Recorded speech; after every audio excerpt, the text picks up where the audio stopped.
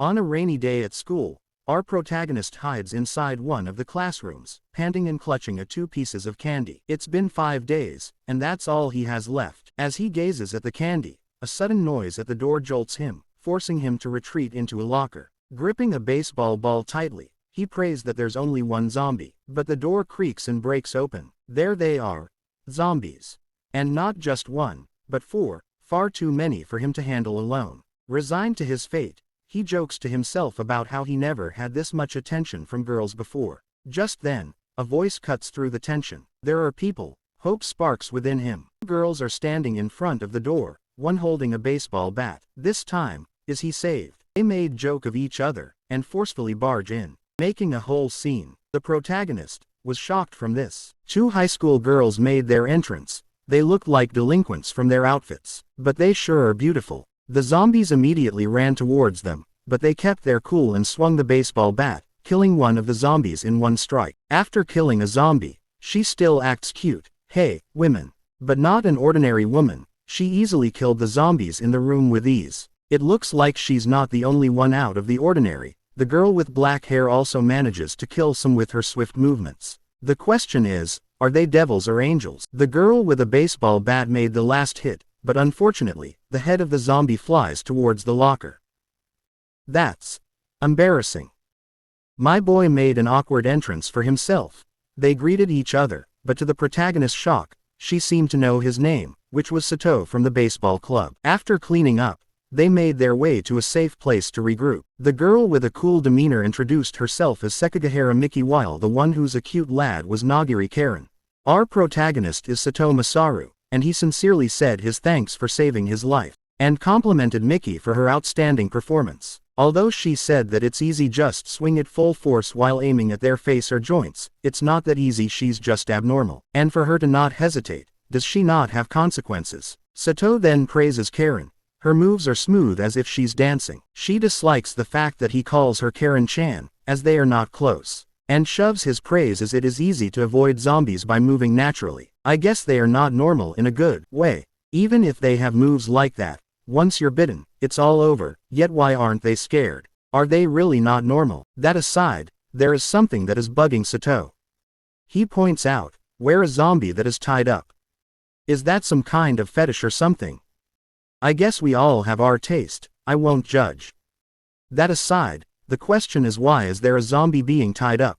Karin easily answered this and said that she was doing experiments on it. Pushing the topic aside, she asked what is he doing inside an empty classroom. He explains that the zombies attacked him while he was in the back of the school building. Having no choice, he climbed up to the rain drainage and made his way to the old school building. She seems to easily believe it, as he has some good muscles and reflexes from playing baseball. My man thinks he hit the jackpot. Having 2 beautiful women by his side in the zombie apocalypse is a dream come true, isn't it? While still delusional, he thinks that she's his fan for the reason she knows his name. But her answer went from disappointing to shocking. She said that she had memorized the names and faces of the same year as her just recently. But he seems to know him already far before that. A once-star pitcher who loses to his junior and is now just an aimless loser who goes to the back of the school building to smoke with his friends. Sato is shocked by this information. She knows that he used his friends as a scapegoat to save himself. When the tension becomes thick, Karin breaks the silence and says at least he's alive. This gives Sato some kind of relief and asked if the help is coming. But Karin breaks that delusion with a bitter truth. Most of the overpopulated counties have been destroyed. But to Karin, this is an opportunity to build her own country. But let's be honest, a country? Really? With only the 3 of them, that's practically impossible. Sato made some sense with her, but instead of debating, they took him somewhere. It's one of the classrooms, and inside is filled with tied zombies. Shocking Sato, this is where she explains her plan to build a country. Zombies might be a danger to us, but for her, it's a blessing in disguise. They don't get tired, nor feel pain. Since they are dead, they have no free will. It's basically an unlimited source of energy. A perfect soldier. With this, her plan is to make a zombie kingdom. Kingdom of Z, where she is the queen. A once talented human can still be talented while being a zombie. It's what they call muscle reflex. With this knowledge, She hacks the teacher's computer and memorizes the faces and names of the students to find the most useful zombie. The question I asked earlier, is she an angel or a devil? Well, for Sato, she itself is the devil. Outside the school is nothing but a lawless land with no police or military. There is no help. They've already given up on fighting back. The place has become filled with crimes fighting over women and food. Shockingly, Karin actually studied to become a prime minister. But now that the world has turned to this, she now wants to conquer Japan. Miki claps in rejoicing that once that happens, she can finally do whatever she wants. It's good to be ambitious, but this is the reality and our boy is just a loser. But at least he still had the sense with him. Once the military saved them and they learned about this, he could have committed to crime. While our boy is thinking far too ahead, Miki walks up to him and suddenly asks if he's a virgin. Sato stuttered and immediately said no. They start praising him for his looks and genes. Confused, Karin answered that to populate the country they need to do it. The two of them, a three, while there are other survivors out there, and getting pregnant now is a no. No, he has to wait like a good boy. It's funny how our boy was scared of zombies and the military for crimes, and now got a clear motivation. And agreed. Then, suddenly, an alarm set by Karin rang once a zombie broke in. They were fairly calm about this news while our boy was panicking. Dragged against his will, they made their way to where the zombies were. In the dark room, 3 zombies made their way inside, and these zombies were once Sato's friends. But suddenly, their head vanished, and Miki was standing there with her baseball bat. Still confused, he saw Karin standing while looking down the window. She stares at him for a moment and looks down. Curious, Sato looks below. Below them is a zombie army lined up with a menacing number. Karin said that they were going to war, and Sato, for some reason, was now below together with the zombies. If he acts like a good boy, then he will receive a reward. Wakey wakey, the dream is over. He wakes up, in the computer lab where hundreds of phones are charging. He remembers his dream, but it wasn't a dream. It was true that they saved him yesterday and the fact that she planned to make an army of zombies. Trying to remember what happened yesterday's event, Miki answered that he fainted while wiping the blood on her hands. Our boy got his ass carried by a girl. That's embarrassing, lol. He reasoned that he was hungry, and since the topic was brought up, they decided to have breakfast from the food they took from the store. It may not be much, but it's enough to fill their belly. Oh, I judged too early. They already cleared out the main school building and even have access to the school's supplies and ingredients from the cookery class. Hesitant, but grateful for the food in front of him. He's been eating candies for 5 days after all. He asked how much food they have left. For the 3 of them, it's only 2 weeks worth. Making him spit the water from the news, but was that necessary? Is it because he's shocked? Whatever. The thing is, the once a month worth of food for the 2 of them is now only worth 2 weeks because of him. Reassuring him that it's okay, he still remembers his dream and wants to ask about it. Brushing the thought, he asked how they would ratio their food. Karin answered that they would look for more, and this scared Sato. What a man, lol.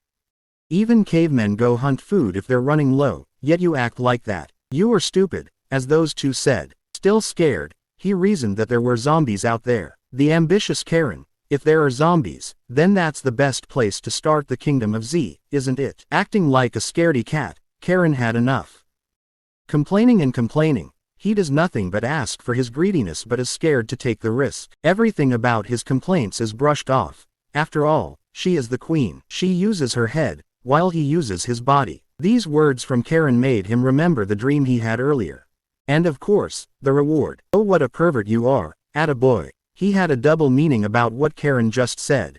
The first step to their plan is to deal with the zombies outside the school grounds. While the main building and the old school building are safe, she still plans to clear out the gym for showers. Our worries boy earlier is now thinking differently, are we? But when Karin said that he now needs to help, his face got funny, lol. Anyway, this is getting interesting, isn't it?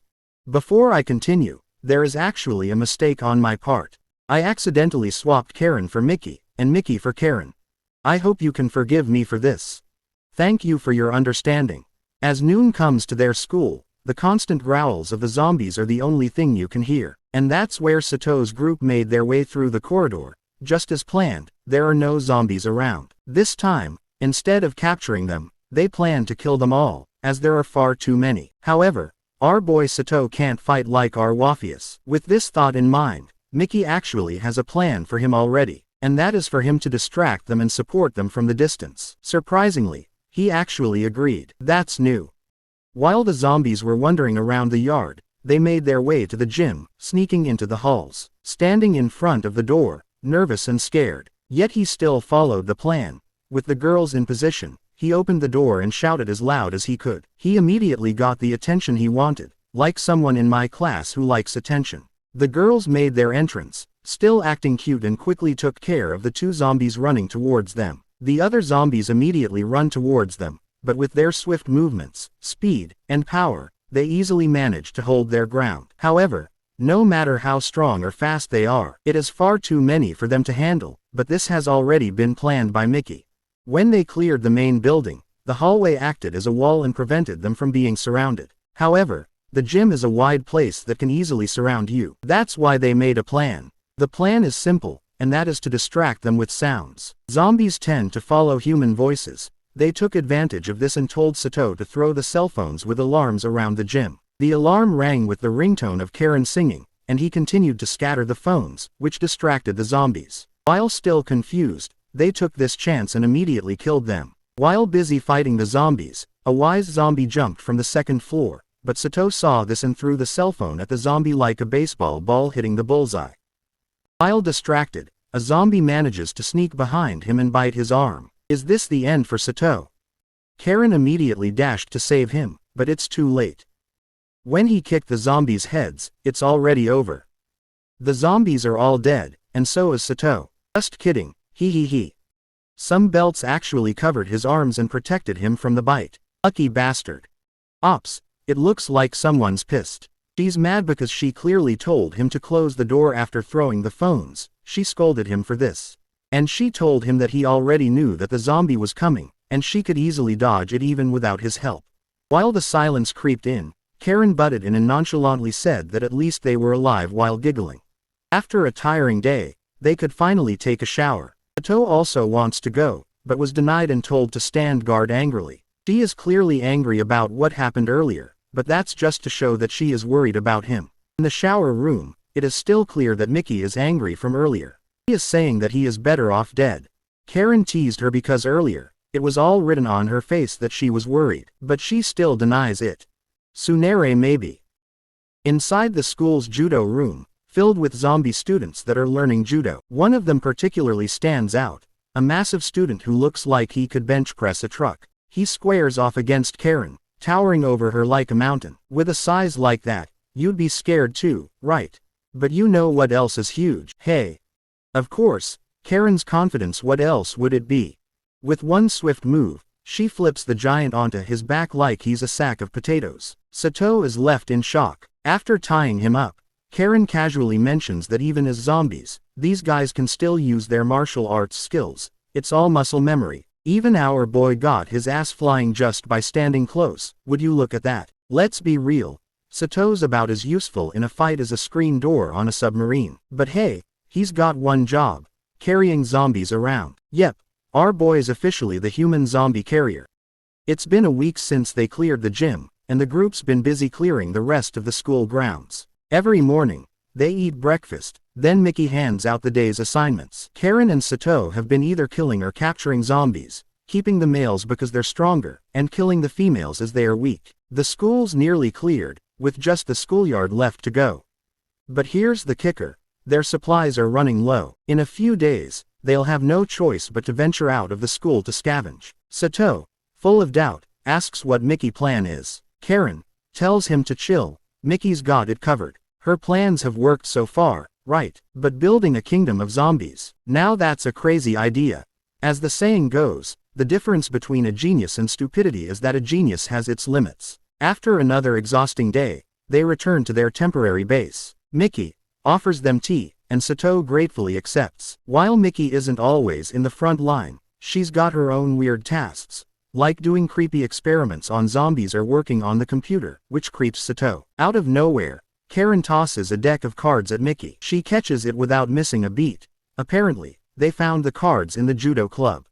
To lighten the mood, Miki suggests they play a game of Old Maid. Sato's surprised. Who knew someone like Miki played Old Maid? For some reason, the thought actually scares him a little. Sato proposes a friendly wager. The loser has to obey one order from the winner. His plan: to stop Miki from going off the deep end with this whole zombie kingdom nonsense. But, as usual, things don't go as planned. Karin immediately misinterprets his intentions, playfully accusing him of being a pervert. To Sato's shock, Miki doesn't seem to mind. Now, all he has to do is win the game and save the day. Right. Hey, what happened from stopping her? As they play, Miki starts discussing their next steps. With supplies dwindling, they need to find more, and fast. She's been keeping tabs on the outside world using the internet and found out there are other survivor groups nearby. Sato, ever the hopeful, wants to find them right away. But Miki, the eternal realist, warns him that it's not that simple. In a world where society's rules have gone up in smoke, trust is in short supply. Miki breaks it down. There are 3 types of groups: those who don't want to get involved, those who want you to join them, and those who are begging for help. Sato, still clinging to the idea that there are decent people out there, feels conflicted. But Miki's already made up her mind. No matter how big a group is, when supplies run low, things are going to get ugly. And in a fight, the biggest danger is hesitating to pull the trigger. Her warning to Sato is clear. When push comes to shove, he's the one who's going to be in the most trouble. The game ends, and surprise surprise, Miki wins. So much for Sato's big plan. In the schoolyard, a horde of zombies shuffles toward the school building, drawn by the strange noise echoing from within. The source: Karin singing, blasting through the halls. As they stepped inside, there seemed to be a strange liquid on the floor. Following where the sound is coming from, they made their way to the last floor, where the phone is connected to a speaker. But this isn't some zombie karaoke, it's a trap. As the last of the zombies file into the building, Karin thanked them for coming in and shouted to Sato to proceed. Sato, who's been anxiously waiting for this moment, rushes to lock the door, his hands trembling. With a deep breath, he lights a lighter and tosses it inside. The liquid earlier was gasoline. The gasoline-soaked floor ignites instantly, and Sato bolts out of the building as flames roar to life. The school building becomes a blazing inferno, the fire consuming everything inside, including the unlucky zombies. The plan worked perfectly, luring the zombies in with sound and then setting them ablaze. They even managed to lure some zombies outside the school. Sato asked if they could be killed with fire, making sure things worked out. Miki answered that she already run an experiment on zombies to see their reaction to fire. The idea of her running zombie experiments gives Sato the creeps, but he's too relieved to dwell on it. Besides, they've got bigger things to focus on, like the van they scored from a teacher. Miki wants to practice driving first before hitting the road. She also instructed Karin to bring everything she needs as they won't be back immediately. Sato said that it was a lot to do, and suggested to practice all day. Miki, however, is having none of it. Time is a luxury they can't afford, especially with their dwindling food supplies. They need to move, and fast.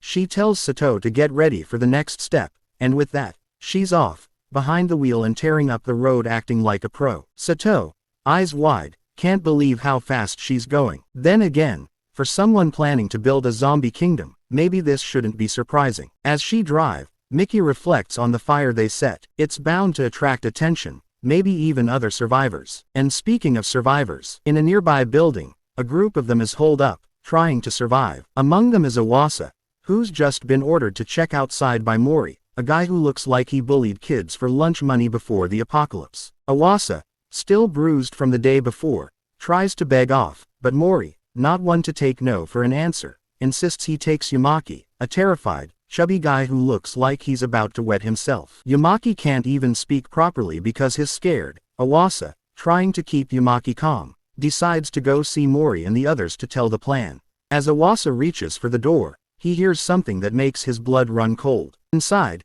Mori is talking with his crew about their dwindling food supplies. One of Mori's lackeys asked if help will really come. Mori, ever the smooth talker, reassures him that the Americans or the SDF are bound to show up any day now. But just in case they don't, he's already got a backup plan. They'll use the weak as bait, distracting the zombies while they hoard the remaining supplies. The lackey, still uneasy, asks what happens if help actually arrives. Won't the women spill everything? Mori, with a sinister grin, explains that once they're done playing, they'll just turn the women into zombies. That way, there'll be no one left to talk. And with only the 4 of them left, they'll have enough supplies to last a whole year. Hearing this made Iwasa run for it. Telling the others is pointless. They're as good as dead already. All he can do is hope. Hope that someone out there is strong enough, brave enough to take down these scumbags. As he reaches the rooftop, he spots smoke in the distance, a reminder of the fire from earlier. It wasn't set by zombies, that's for sure. Maybe, just maybe, there's someone out there who can help. Back in the van, Sato tries to lighten the mood, but ends up complaining about Miki's driving instead. Karin, barely holding on, just laughs and calls Miki a speed demon. Inside the van, Miki's driving like she's auditioning for a Fast and Furious sequel, leaving Sato gripping the seat for dear life. His nerves are shot, and he can't help but suggest, maybe we should slow down a bit. Miki, with her usual calm, replies, we don't have time for that. We need to reach our destination before sunset. She explains that if zombies catch them on this narrow road, they'll be in serious trouble. Accidentally she crashes into a trash can without a second thought. While Sato is on the verge of a meltdown, Karin just laughs it off, clearly enjoying the ride. Sato's anxiety is through the roof. At this rate, he might actually wet himself. Karin suddenly spots zombies in the rearview mirror and warns Miki. Miki assumes they're following because she hit the trash can, but in Karin's mind it's probably her wild driving that's drawn them in. Sato, meanwhile, is shaking like a leaf. Miki shouted at Sato, snapping him out to reality. He scrambles to grab a phone and tosses it out the window. The phone rings with Karin singing, distracting the zombies away from the van. Miki smirks and speeds up, leaving the undead in the dust. As they barrel down the road, Sato spots a zombie dead ahead and shouts a warning. It's too narrow to dodge. He yells, but Miki just presses the accelerator. It's only one zombie, she says nonchalantly, and before Sato can react, they slam into it at full speed, sending the zombie flying like a ragdoll. After what feels like an eternity, they finally escape the narrow road and reach the main road. Sato nearly shouts with relief, he's alive. The main road is wider, giving them all a chance to catch their breath. Noticing Sato's exhaustion, Miki suggests he take a nap while Karin keeps watch. Sato agrees, letting out a sigh of relief. But just as he's about to doze off, he realizes he doesn't even know where they're going. He figures it's probably a shopping mall or somewhere they can scavenge for food, nodding to himself before drifting off. Miki keeps her eyes on the road, knowing that the world outside might look empty, but danger is always lurking. After some time, they finally arrive at their destination. Miki wakes Sato, leaning in close enough to make him blush. Rubbing his eyes, he thanks her groggily. Miki hurries Sato out of the van and checks its condition, which is worse than she expected. The van's done for. Karin just smiles it off, unfazed. After all, they've made it to their destination, and there are plenty of cars parked in the lot. Sato steps out and looks around, surprised to find they've arrived at Koinuma Electronics, a department store. Sato, clearly puzzled, asked, why are we at a department store? Don't we need food? Without even glancing at him, Miki and Karin continued walking inside. Sato tried to stay optimistic. Maybe there's a warehouse here or something, he thought. As they entered the store, it was clear that the place was a wreck. The aisles were a mess, and it was eerily quiet. No one in their right mind would come here during a zombie apocalypse because, well, there's no food. Sato's gut feeling was spot on, and he couldn't help but yell, there's no food here. Miki shot him a look. Stop yelling, unless you want to invite zombies over for a shopping spree. Then why come here if there's no food? Sato asked, still confused and frustrated. I'm looking for something, Miki replied cryptically. Sato's curiosity piqued. But why a department store? His question was soon answered when Karin found what they were searching for. A drone. Both Sato and Karin were amazed by the high-tech gadget. The resolution was crystal clear, exactly what Miki had been hoping for. Hey now, Sato, aren't drones supposed to be up top? Sato, now even more bewildered, shouted, this isn't the point. What good is a toy when we're out of food? Karin just laughed, and Miki began her explanation. The drone isn't just a toy. It's our scout. In an apocalypse, information is more valuable than anything. She continued, explaining that driving here without GPS was tricky. They only made it because she had memorized multiple routes. Whenever they encountered trouble, she quickly adjusted, avoiding blocked roads and keeping them on course. Sato is just how lucky he was to have someone like Miki on his side. But memorizing routes has its limits. Miki is brilliant, but she's still human. Moving around without knowing what lies ahead is a surefire way to get them all killed. That's where the drone comes in. It's their eye in the sky. With it, they can avoid blocked roads, steer clear of zombie hordes, and even scout for food without putting themselves in danger. Sato was stunned, impressed by how far ahead Miki had thought this through. Yet, there was something about the way she smiled that made him a little uneasy, as if she had more plans for the drone than she was letting on. Karin, ever the opportunist, chimed in, "I want a super big TV," she shouted. Sato shook his head, "There's nothing to watch anyway."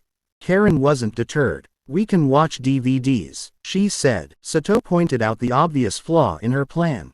The van is toast, and a giant TV isn't exactly portable. "We need a new vehicle," he suggested. Miki reassured him, pointing outside to a large truck parked nearby. Sato stared at the truck, doubting it is too big, but Miki was unfazed. "It'll do, although it's still not big enough. With that, we can haul everything." Miki decided they'd camp out in the department store for the night and gather food in the morning. Morning came, and with the drone's help, navigating the city was a breeze. They filled the truck almost to the brim with food and supplies, raiding stores that had somehow avoided the initial pillaging. Along the way, they dispatched a few zombies, making the whole process seem almost too easy. This ease unnerved Sato. It shouldn't be this simple, should it? Karin, however, was thrilled, praising Miki for how amazing she wouldn't have survived day one without her. Sato agreed, giving Karin credit as well. "You're pretty awesome yourself too. Also, you were friends with her before all this, right?" But Miki quickly corrected him, "We weren't friends. We were just in the same classroom." Before she could say more, the truck abruptly stopped. Miki grabbed her phone and calmly announced, "Get ready. The school gate is open, which means someone's here." After learning that someone had entered the school, the group rushed to investigate. Was it an ally, or were they about to face a new enemy? The timing was suspicious. Who would just happens to find the school while they're away? With serious expressions, ready to confront whatever lay ahead, they cautiously approached the building.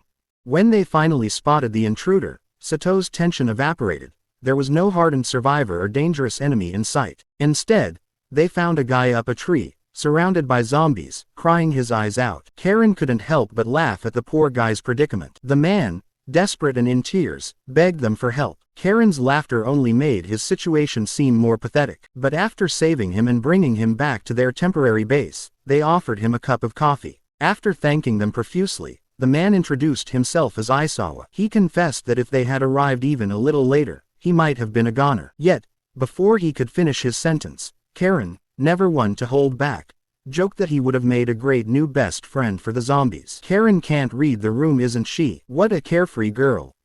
Sato then asked the obvious question, "Why did you come to the school?" "We shut the gate, turned off the lights, made it look completely deserted. There's nothing valuable here." Aisawa explained that it was because of the fire a few days ago. Since the outbreak, things had been quiet, so when he saw the fire, he assumed there were other survivors. The explanation made sense, but Miki wasn't convinced. His actions itself is suspicious. Sato tried to defend Aisawa, saying he was just looking for other survivors. But Miki wasn't buying it.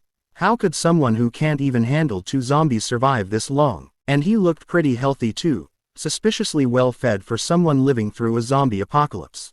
If he had that much food, why would he risk coming to the school? Cornered, Aisawa began to tell his story. He spoke of how 4 thugs had taken over his group, treating the others like cattle. They were just biding their time before getting rid of them. Karin, puzzled, asked why they didn't just fight back. After all, there were only 4 thugs. Aisawa explained that those who had tried in the past were sent on suicide missions and never returned. Half the survivors sided with the thugs, leaving the losers to do the dangerous jobs. The women, especially, suffered the worst fates, used and discarded as the thugs saw fit. That's why Aisawa had come to the school, hoping to find someone who could help. Sato, moved by Aisawa's story, felt they should help. It was only right to assist decent people in need. He didn't know exactly how, but with Miki on their side, anything seemed possible. They had survived this long because of her after all. But Miki took a deep breath and nonchalantly said, "It's such a hassle." Sato was shocked.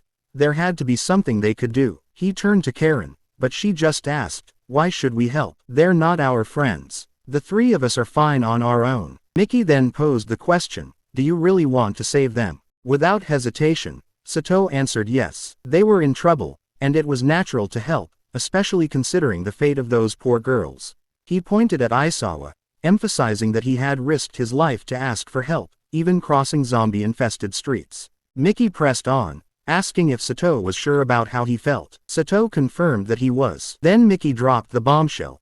If he was that determined, would he be willing to kill those scumbags to save the others? Sato answered without hesitation, but then realized the gravity of what Miki was asking. Miki smiled, half expecting him to argue. To save those people, the thugs would have to die. There was no other way. Sato started to waver, questioning if it was really necessary. Miki didn't disappoint. She explained that sparing the thugs would only lead to revenge. And what about their lackeys? If they got caught in a tough spot, wouldn't they be the ones needing rescue? Finally, Miki asked the hardest question.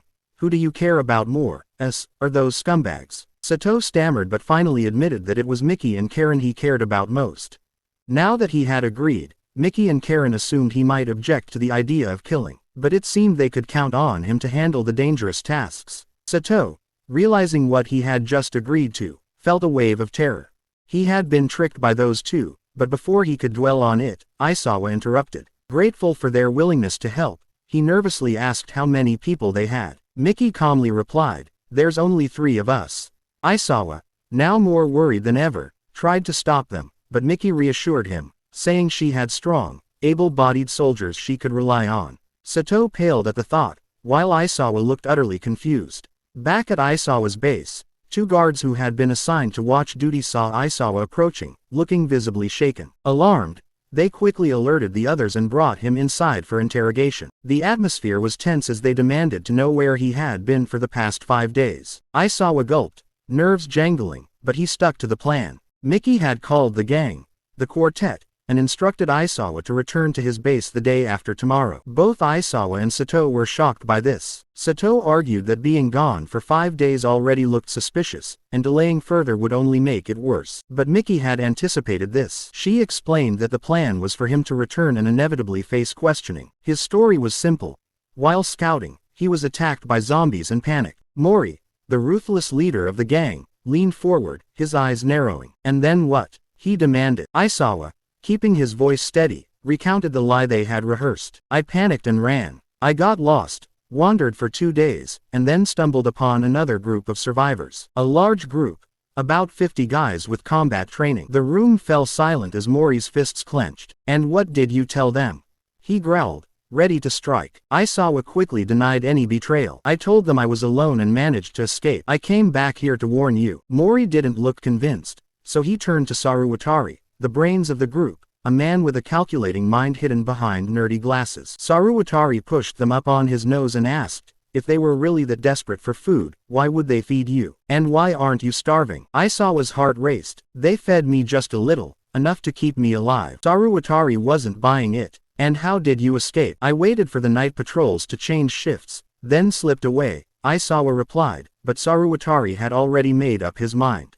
You're lying, Saruwatari said, his voice cold. It's more likely that you've switched sides. Maybe they let you go, hoping you'd lead us into a trap. The lackeys in the room murmured in agreement. To them, it made perfect sense. A weakling like Aisawa surviving out there alone. Impossible. He must have had help, and now he was back as a spy. Or, Saruwatari continued, his tone turning darker, back on purpose to be a bargaining chip. One of the lackeys asked the question on everyone's mind, should we kill him? Mori, however, wasn't so hasty. We can't be sure if he's a spy or not. He might have been followed, but questioning him further is pointless. All his words could be lies. Mori made the decision to lock Aisawa up, despite Aisawa's desperate pleas. But one of Mori's henchmen grabbed Aisawa by the shoulder, leaning in close. Maybe you're not a spy, but you might have been followed. Either way, you screwed up. Without warning, the lackey punched Aisawa hard in the stomach, causing him to double over in pain and fall from his chair. As Aisawa gasped for breath,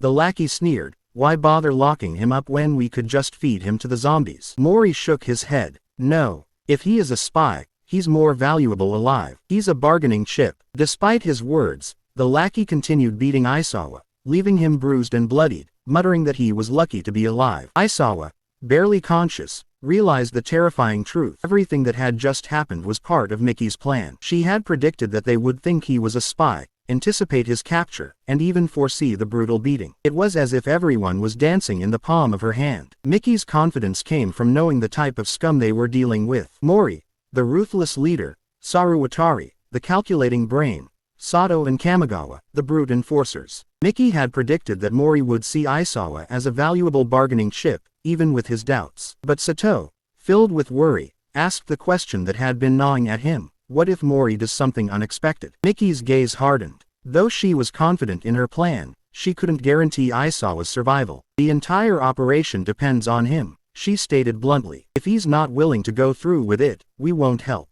Sato shouted, trying to sway Miki, but she remained resolute. My priority is our group, she said firmly. What's yours?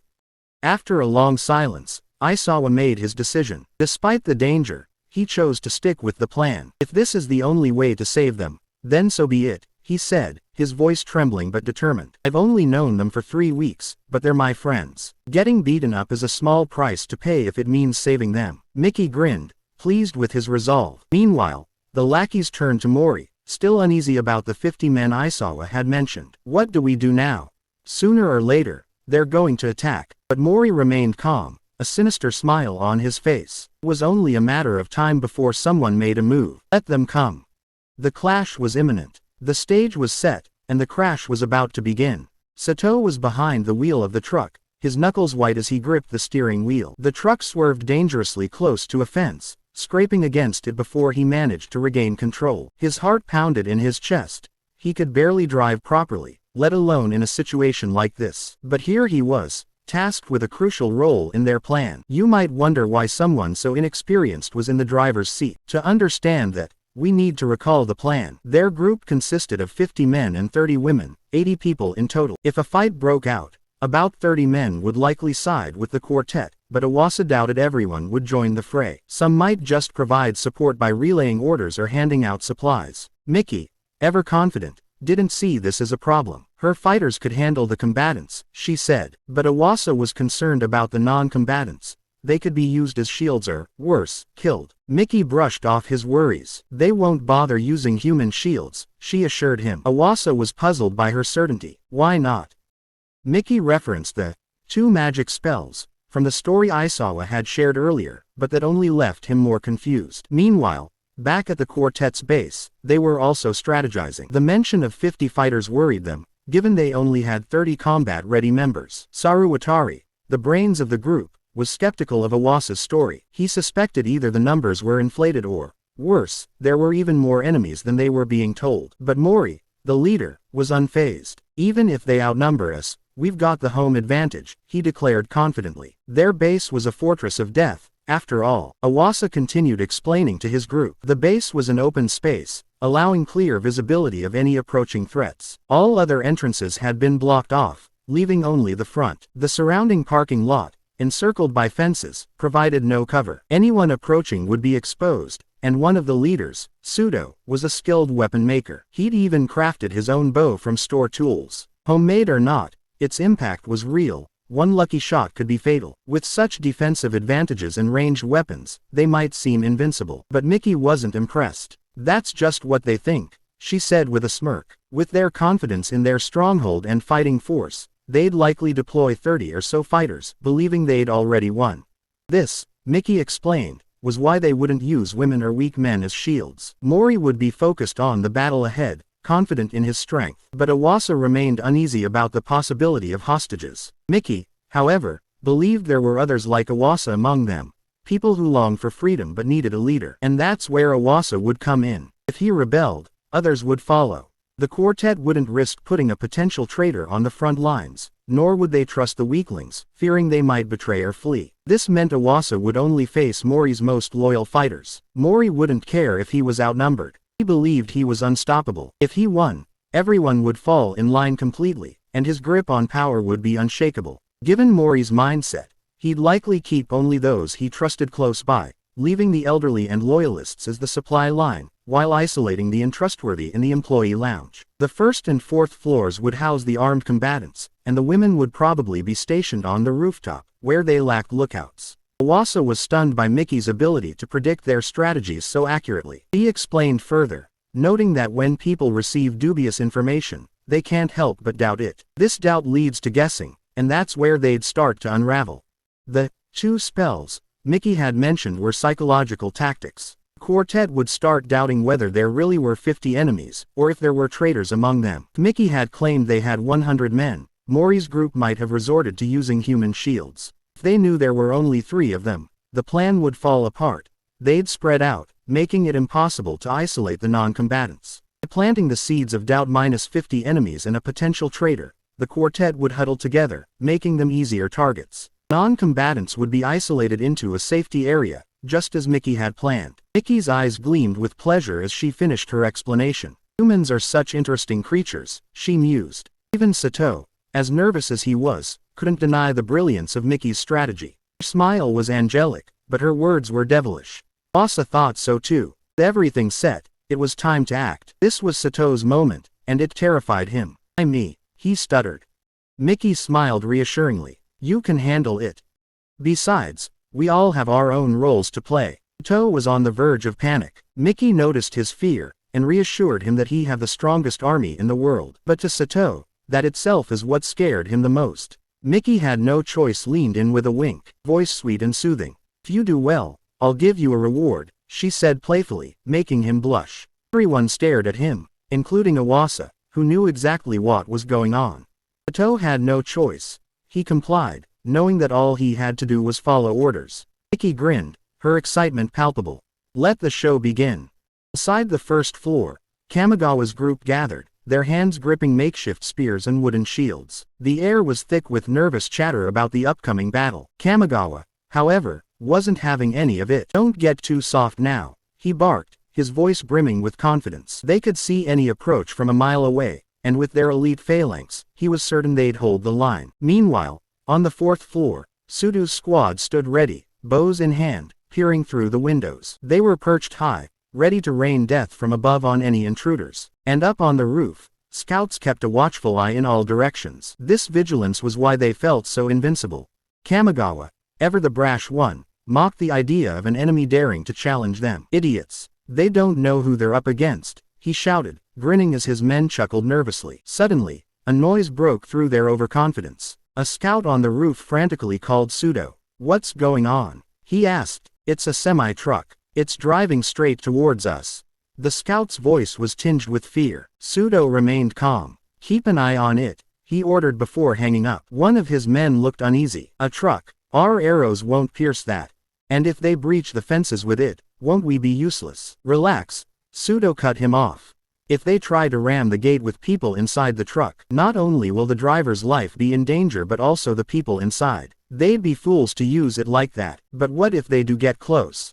Another man asked, his worry evident. That's even better, Judo replied with a smirk. They'll be stuck in a bottleneck. The moment they stop to unload, we'll fire. Even if they're armored, a few well-placed shots and they'll bleed out in no time. He grinned and said that humans are easy to take down. The ones in danger are Kamigawa's group. Better to play it safe and just shoot them from above. His men praised his strategy, reassured by his confidence. But that confidence was soon shattered when the truck neared the gate. They stare at the truck from the distance, their hearts pounding. To their shock, the truck didn't stop as expected. Instead, it drifted to a sudden halt just 3 seconds away from the main gate, kicking up dust and gravel. Kamigawa's group froze in confusion, and even Sudo's smirk faltered. Judo quickly regained his composure. Get ready. As soon as that container opens, we shoot. But what happened next caught them all off guard. Sato, gripping the steering wheel tightly, reversed the truck sharply, causing Kamigawa's group to scatter in panic. Even Judo hadn't anticipated this. Then,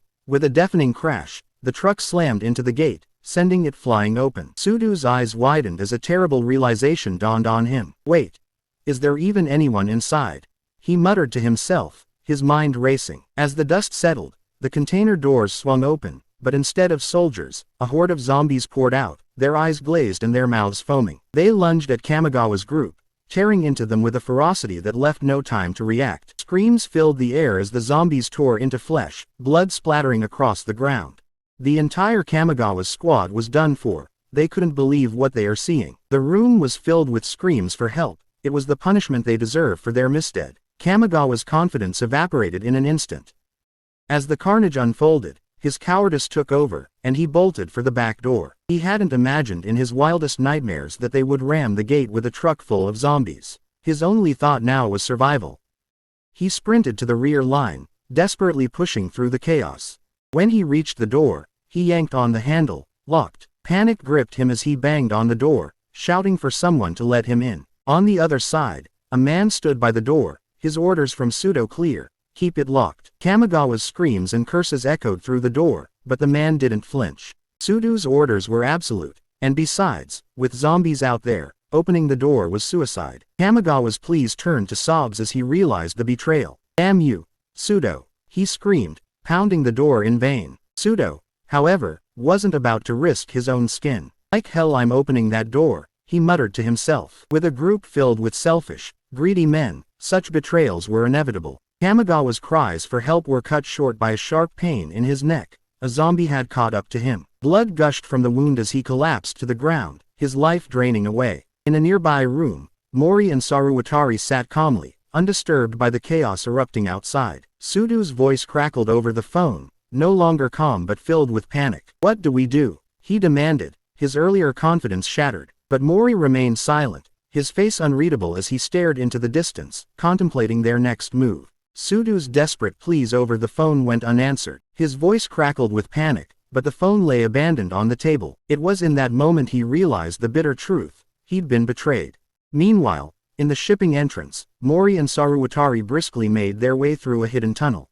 This was their escape route, carefully planned for such a scenario. As they walked, they spoke in low tones, their words laced with contempt for the comrades they'd left behind. I'm glad we're on the same side, Mori muttered, a sly grin on his face. They were all just dead weight. Agreed, Saruwatari replied, already thinking ahead. Let's grab a car and hit the freeway. We'll be long gone before they even realize we're missing. But just as they reached the exit, a woman's voice echoed through the tunnel, stopping them cold. Leaving already?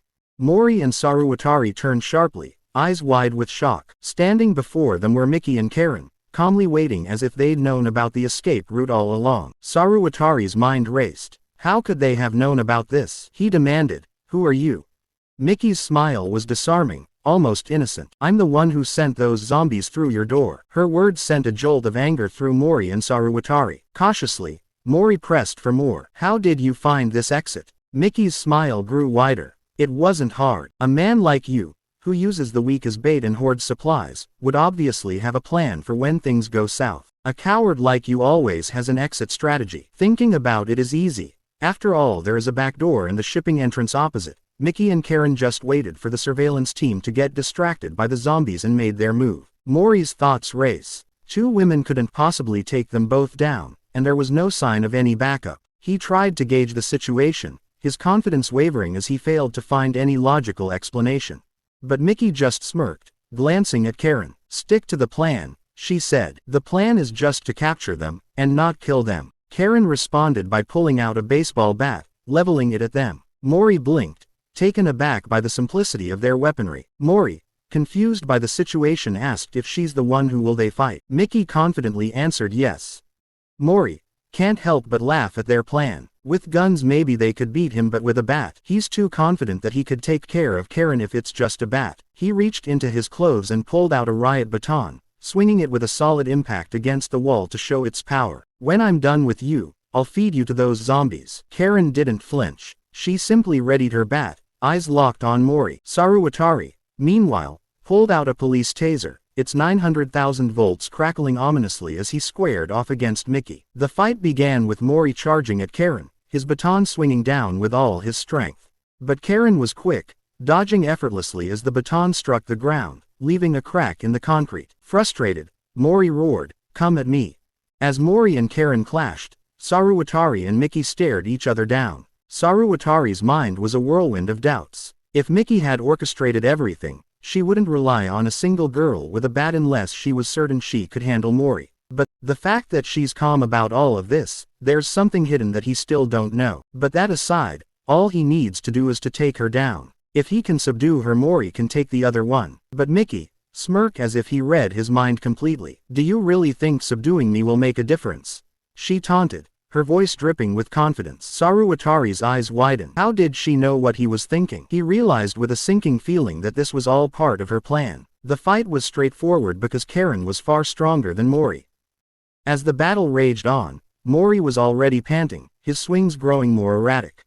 Karin, on the other hand, seemed to be toying with him, dodging each blow with ease and a smile on her face. Mori couldn't understand it. How could she not be scared? He could shatter her arm with one hit, yet she moved with the grace and calm of someone who wasn't worried in the slightest. Karin grinned, finding an opening to counterattack. She swung her bat with full force, purposely missing him but slamming into the wall behind, almost destroying it. Mori's confidence shattered as he heard the impact. "You're weaker than a zombie," Karin taunted, her voice laced with mockery. Mori gulped as she continued, "You're scared, aren't you? Scared of what'll happen if I hit you? Zombies don't feel fear. But you do. Now are you curious why Karin only use a bat? Because that's all she needs." Mori's panic took over, and he attacked blindly, his movements wild and uncontrolled. But this was exactly what Karin was waiting for. She dodged effortlessly, waiting for the perfect moment. When it came, she struck him with her bat, a single, precise blow that knocked him out cold. Mori crumpled to the ground, barely conscious. Saruwatari stood frozen, the taser trembling in his hand as he realized how badly they'd underestimated their opponents. The cold, calculating smirk on Miki's face was the last thing he saw before he too was taken down.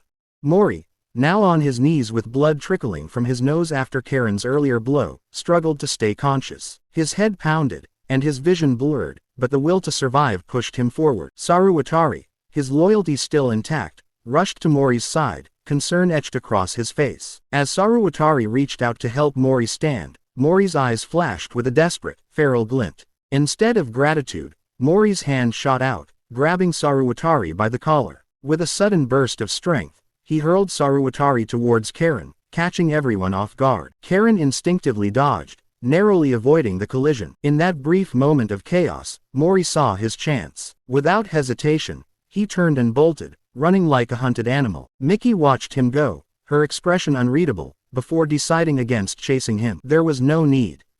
Mori's breath came in ragged gasps as he sprinted down the hallway, his thoughts a frantic jumble of curses and fear. Just as he began to feel a flicker of hope, a shadow loomed before him. A zombie, unseen until now, staggered out from a side corridor. Before he could react, the zombie's teeth sank into his neck. Mori screamed in pain and fury, his hands flailing to push the zombie away. "Damn you," he spat, his voice hoarse with hatred. "You even brought a zombie here." But Miki, who had followed at a leisurely pace, only shook her head with a small smile. "I'm not a psychic. This wasn't part of the plan." Mori, despite the searing pain in his neck, managed to shove the zombie off and staggered to his feet. Blood poured from the wound, and his vision darkened at the edges. Saruwatari, still nearby, called out to him in desperation, but his voice sounded distant, drowned out by the roaring in Mori's ears. Miki's voice cut through the chaos like a knife. "Any last words?" Mori's response was a choked growl. "Damn you, I'll kill you." Karin,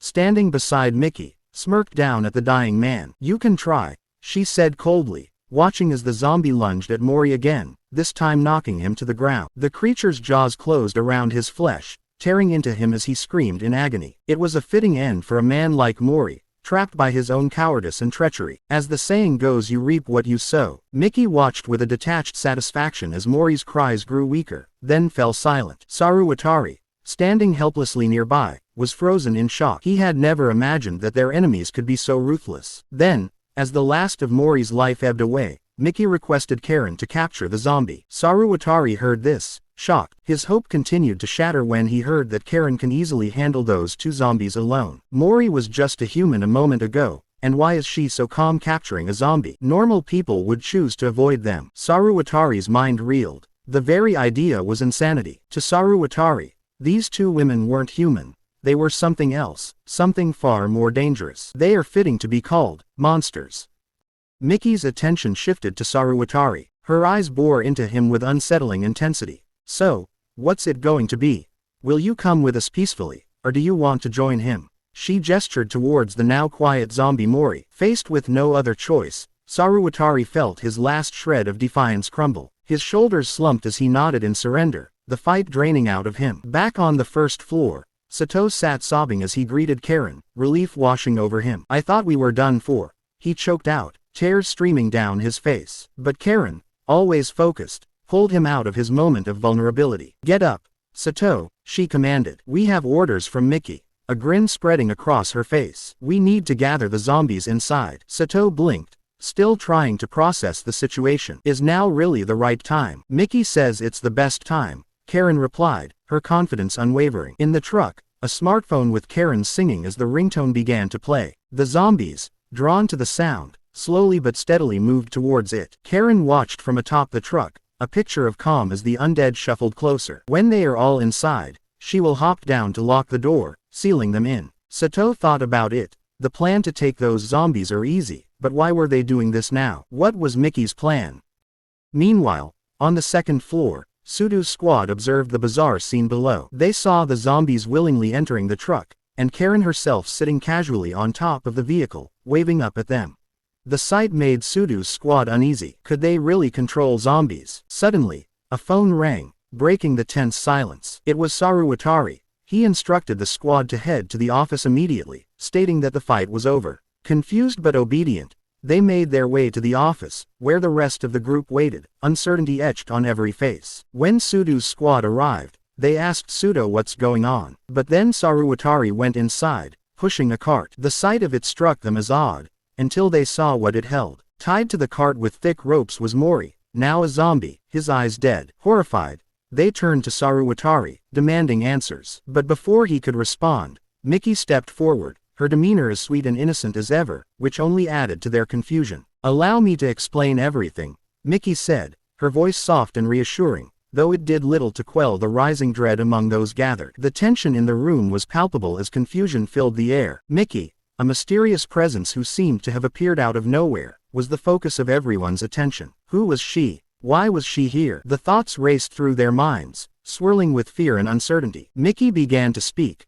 but before she could explain, Sudo, his temper flaring, stormed toward her. You just show up and offer to explain. Who the hell do you think you are? He demanded, his voice thick with anger. Without a word, Miki moved. Her foot lashed out, striking Mori's head with a sickening thud. The force of the blow sent Mori's zombie form toppling off the cart, landing with a heavy thud on the ground. His dead eyes fixed on Sudo, who recoiled in horror, shivers of fear running down his spine.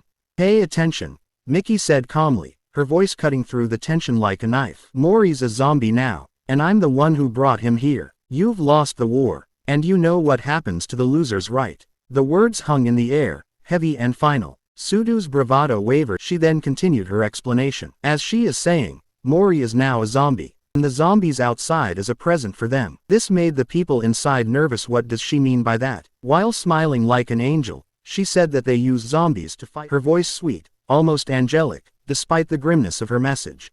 You're lying, he spat, desperate to hold onto some semblance of control. But his own men betrayed him with their hesitant glances. They had seen it. Zombies entering the truck on their own. The only explanation was that Miki and her group could somehow control the undead. Those zombies outside, they're our front line, and if you decide to rebel, well, you'll only add more to our ranks. Sudo's tough exterior began to crack.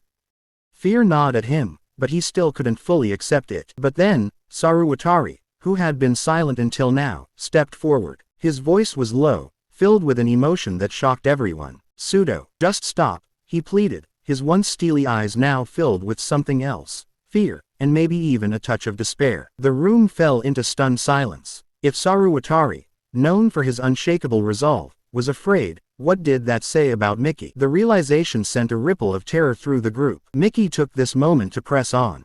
We have several bases in the area, with a total of 1,000 members, she explained, her tone gentle yet commanding. This base will join them. But don't worry, you won't have to collect zombies or lose any more people. Your only job is to protect this area and survive. The mention of peace and protection eased some of the tension in the room, though confusion still lingered. Saruwatari watched the crowd closely, noting how Miki's words were slowly winning them over. The opposite side of culling the weak. They are already well protected. If only they had focused, they can easily protect everyone. If they had rationed their food, if only they cared for their people more. If only. Those are only his if, but now it's all too late. Miki's plan was unfolding perfectly. She was playing them all, and they were falling right into her hands. She then turned to Saruwatari and continued, Awasa and Saruwatari will now be in charge of this base. Awasa was the one who approached us, after all. He told us about the plan to reduce your numbers. He's already on our side. Miki then walked over to Saruwatari, her voice lowering as she addressed him. You also came to us asking for help, she said, her words pointed. Remember? Saruwatari's face tightened. He had no choice but to nod. Yes, he muttered. Sudo's eyes widened in shock. Saruwatari, the man he had seen as unbreakable, had already bent the knee to her. With that, Miki delivered the final blow to people's morale. If anyone has a problem with this, she said, kicking Mori's zombified body towards them, you'll end up like this. The threat was clear, and it silenced any remaining dissent. After delivering her ultimatum, Miki turned back to Saruwatari. Take me to Awasa, she ordered. He obeyed without hesitation, leading her to the room where Awasa was held. Inside, Karin and Sato waited. Miki wasted no time. She told him that he will be in charge from now on. Awasa blinked, confused. Miki reassured him with a smile, though it was laced with a chilling undertone. You have Saruwatari to help you. And don't worry, he's not a fool. He knows his safety is guaranteed as long as he stays loyal. Karin began untying Awasa, while Miki addressed Saruwatari. You can handle Sudo, right? Saruwatari hesitated, his mind racing. Killing Sudo would be the easiest solution, but Miki had different plans. I'll figure something out, he replied, though his thoughts were far from clear. Once Awasa was freed, Miki declared that they're heading back now. They have much to do, and said that she'll contact Awasa later, so be ready. Awasa, still reeling from the rapid changes, stuttered out, I understand. As they prepared to leave, Sato turned to Awasa, offering a final piece of advice. I know you're anxious, but trust me, if you follow Miki, everything will be fine. Awasa looked at him, conflicted. He took this chance to ask, are you scared of her? Awasa admitted that he's scared of Miki, although she helped them out, but seeing how she's controlling those zombies, she must have creeped Sato out too. Sato paused, thinking back on his own experiences. At first, I was, he admitted, but she's not as bad as you might think, he said while smiling brightly. But Sato's attempt at reassurance only deepened Awasa and Saruwatari's unease. They both knew there was something much darker lurking beneath Miki's sweet demeanor, a power that terrified them both, even if they couldn't fully understand it. And as Miki and her group departed, leaving them with their new roles and responsibilities, the weight of their situation pressed down heavily on their shoulders. They were no longer in control. Miki had taken that from them, and with it, their last hopes of resistance. We're up for the Volume 3 Chapter 15, where we can see our boy Sato to be driving the truck towards the school. They arrived. It was an uneventful journey. Sato asked why are they back at school, wouldn't it much better to stay with the others? But Miki said they can't do that. With that many survivors they couldn't contain their zombies. It will only scare them after all. Besides, most of their fighters have been killed, by them no less. And because of that, they only have young girls and elderly people, making it hard to get safety. To add more, remember what Miki said earlier. She said that they have 1,000 members. Staying there will only make it suspicious. This makes sense, not only to us but to Sato too. But it looks like he got more into it than us. He thinks that she did that to save those people. Does he think she's a tsundere or something? But when he's having a relief because of it, Miki dropped the bomb, saying that she got to test her zombies on the field. The war was merely an experiment to her. You can't keep on defending her, Sato. Although there are some issues to handle, but everything went well. They even increased their population. They didn't bring back anyone, but to Miki that's okay. She walks forward, maybe excited to infect the new zombies. Don't even get me started how they got their hands in a gurney. Maybe the nurse office. Their school is rich, huh? Because of what Awasa said earlier, Sato forced to think that Miki is not a bad girl. She's just manipulative and unpredictable. Boy, you need some treatment right away. How could you turn a blind eye on that freaking large red flag? Are you a girl in love or something? God damn. Inside the gym, the captain of the judo club and his members are all tied up like a modern mummy. Surprisingly, there are no scratch on him. The rest of the judo club are also in good shape, while the regular zombie students was even abandoned because they couldn't move. The judo club exceed everyone's expectations. I hope your family does that too. I know, buddy, that must have been tough, but I'm here for you. Back to the story. The judo club fought with the Kamigawa's melee squad, but they didn't even scratch them. It must have mean that they dodged the enemy's attack. To think that Karin managed to beat them all in a single day with them using judo techniques on her. Just what kind of monster is she? Sato is scared that if they have more like IY they'll be in trouble. Does he not concern that even just having 2 Karin is much of a trouble?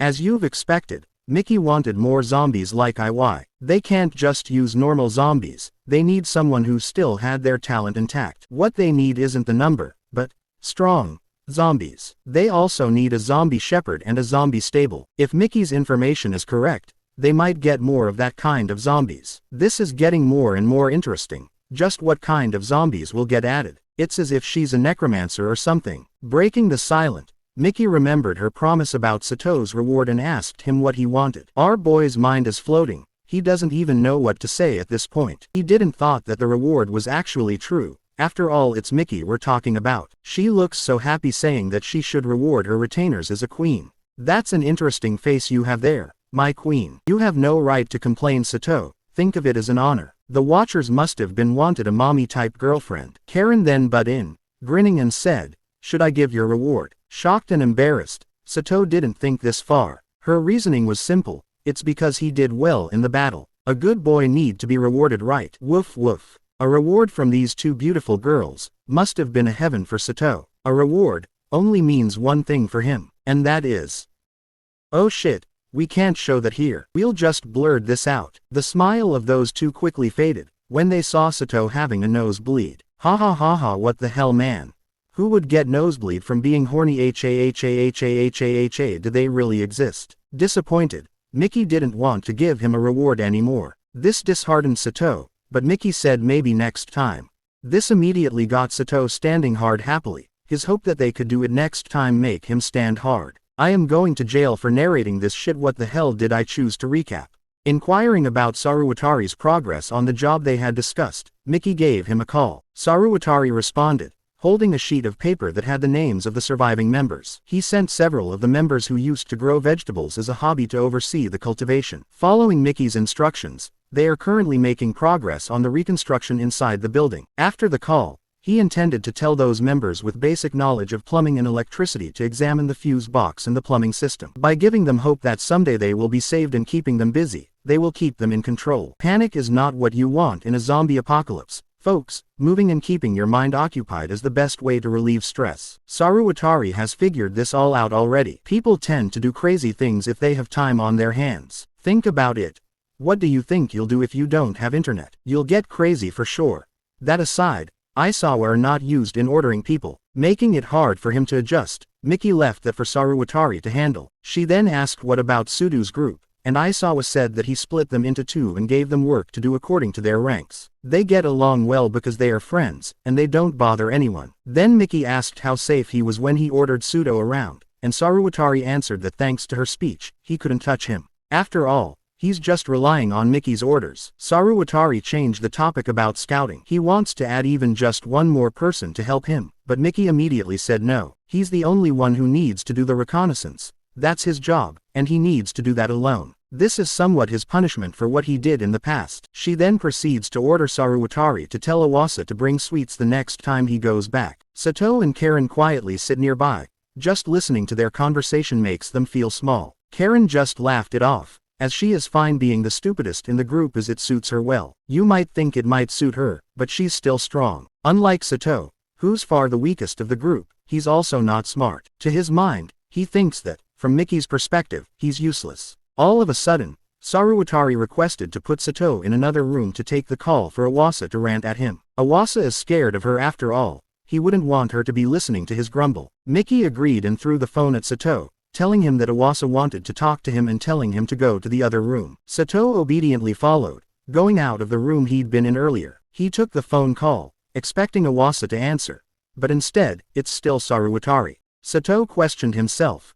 What does he want? He thought. Saruwatari wanted to tell him something before putting Iwasa on the phone. In a serious tone, he warned her to be careful with Miki. Sato doesn't seem to get it completely. Saruwatari explained that it's about how Mori was zombified. Sato just casually said that it was an accident, but Saruwatari said it was not, and he saw it with his own eyes. It was all planned by Miki when he got bitten by a zombie. It's as if he's saying that killing him is needed to keep the peace, but it's not like he didn't deserve it. She is not the good girl that Sato keeps on defending. She intended to make him a zombie from the very beginning. It is up to Sato to decide what to believe. But then again, It's not like Mori didn't deserve to be killed. Saruwatari should be lucky he was left alive after doing all that cruel stuff. Of course, this would confuse Sato's mind, as he can't understand that killing is necessary to survive this apocalypse. He demanded an answer, but Iwasa had already taken over, crying his eyes off and shouting for help. It's as if it's an emergency.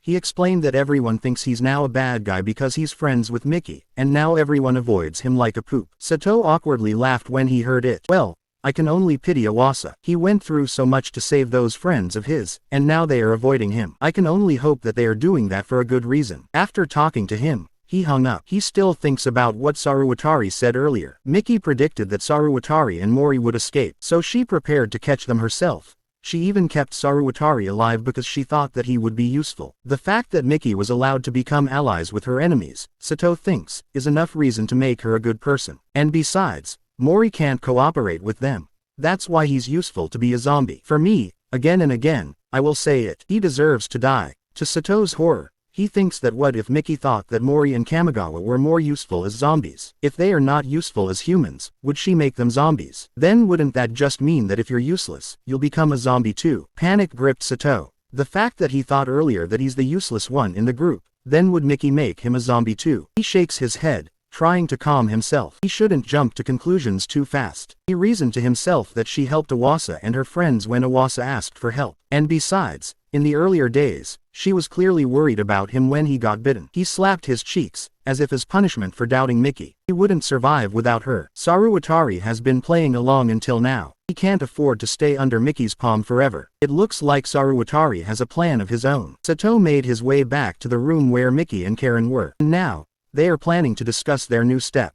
Sato stared at Miki. The thought he had earlier still bothers him. Because of how he intensely stared at Miki, it made her nervous, and she asked what was wrong. He snapped back to reality and apologized, although it was somewhat weird. But Miki continued discussing her plan. From the fight they had the other day, they managed to acquire several new zombies, steady food supplies, and a few people. They also learned about the zombies' combat potential. Saruwatari will be the one who gathers information for them. Although some of the zombies have been damaged, this was filled in by Kamigawa's squad, who have been zombified. The surviving zombies should have much higher combat potential. Although they managed to acquire food and people, with the many people they have now, the food would not last forever. Because of that, they now need to find ways to grow their own food. At present, their combat power hasn't drastically changed, but neither have their resources, as those are just temporary. The biggest change worth noting is their new information and their experiences in deploying zombies and Saruwatari. When Miki was testing those zombies individually, she knew that some were better suited for combat. Zombies have particular strengths and aptitudes. Based on this, she will rank them based on their stats.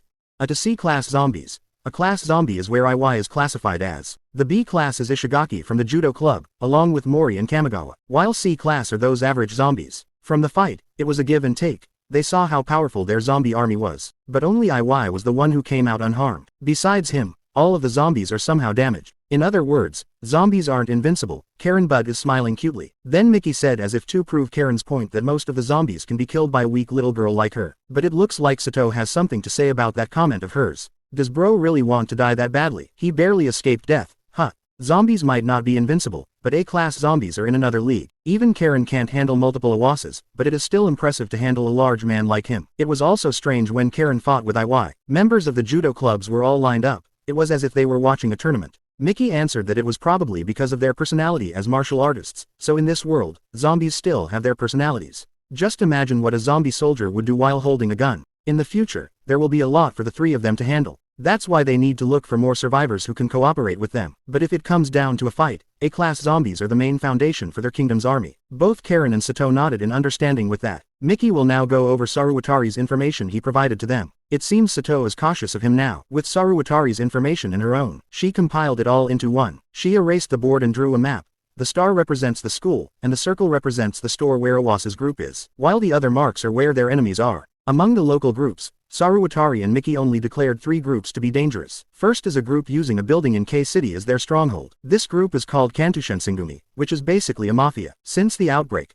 they have accumulated a lot of resources and gathered people from criminal organizations all over the world. They already have 800 members in total. Anyone would be shocked to know if they have a mafia with 800 members in their neighborhood, especially in a lawless land like theirs. Having that in mind, in the north using T University facility where a group called Science Zombies. A group of college students from STEM fields, it is said that they have about 500 members, but information about them is limited. And lastly, in the N city, they have a group called Rooks and there are about 30 of them. Of all the three, this one is the most dangerous one. Sato asked why are they the most dangerous one when they only have 30 members. Miki explains that REINO stands for Real World Champion, a group of martial experts. Just like them, they are an elite group that kills zombies only with their bare hands. Basically 30 people like Miki and Karin. That's practically cheating at this point. Being a small group is also an advantage for them. They only little food and they are more mobile. If Mori's group quartet is parasites sucking up to their own group, the RWCs would likely be hunters. In the past month, they've attacked other groups and looted their food. That's why there is so much information for them. The other two groups stayed in their own stronghold. They haven't caused much communion. Unlike the RWCs where they always causing trouble, since they can kill zombies they can also easily escape from them, which means they can move freely. They don't need to stay in their base to be safe. That's because zombies aren't a threat to them. They are the threat. To them, killing a regular zombie is like killing a bug. But the biggest problem is not yet announced, because the biggest problem is that they are heading southwest, which is where their school are. This shocked both Sato and Karin. It's been a month since the outbreak. Those survivors group will make their move sooner or later. To survive this they have two objectives. First is they need more A-class zombies to launch counterattack and they need to eliminate the RWCs. To do that they need to go to somewhere specific. This gets Sato nervous and asked where. Karin smiles, and answered that they are going to a concert hall, which leave the two in confusion.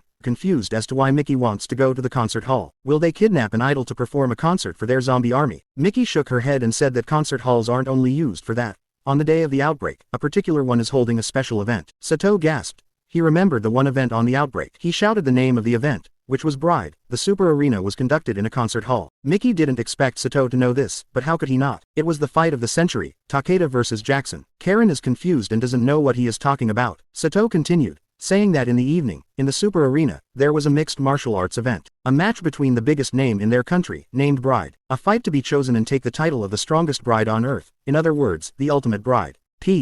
I've been searching what bride means in boxing or MMA, but I kept on seeing that it's the woman on the altar. If there's a bride, would there be also a groom? Back to what I was saying. On that day Sekigahara was defending his title. Sekigahara was originally a boxer, winning a few belts before changing to MMA. Boxing or MMA, he's been undefeated. He's considered a legend throughout the country, and one of the strongest and most famous fighters. He gasped and realized that he'd been yapping all this time without realizing it. Karin blinked in surprise for this. She didn't know that Sato would be a martial arts otaku. But he's not wrong. We once dreamed or trained how to fight as a man. Having that said, this would make things easy for Karin to explain. Sato has a bad feeling about this when Miki says that they will capture more A-class zombies. She means one thing, and that is to capture the undefeated monster, Sekigahara. Sato shivered when he heard this. He didn't expect this. My boy, you should expect this to happen by now. They immediately made their move, using the truck. Using the phone call, Sato asked if Takeshi would be nearby. Maybe he escaped when the outbreak happened. Miki answered that they won't know unless they go there, but the possibility are low. They don't know what happened when the outbreak started,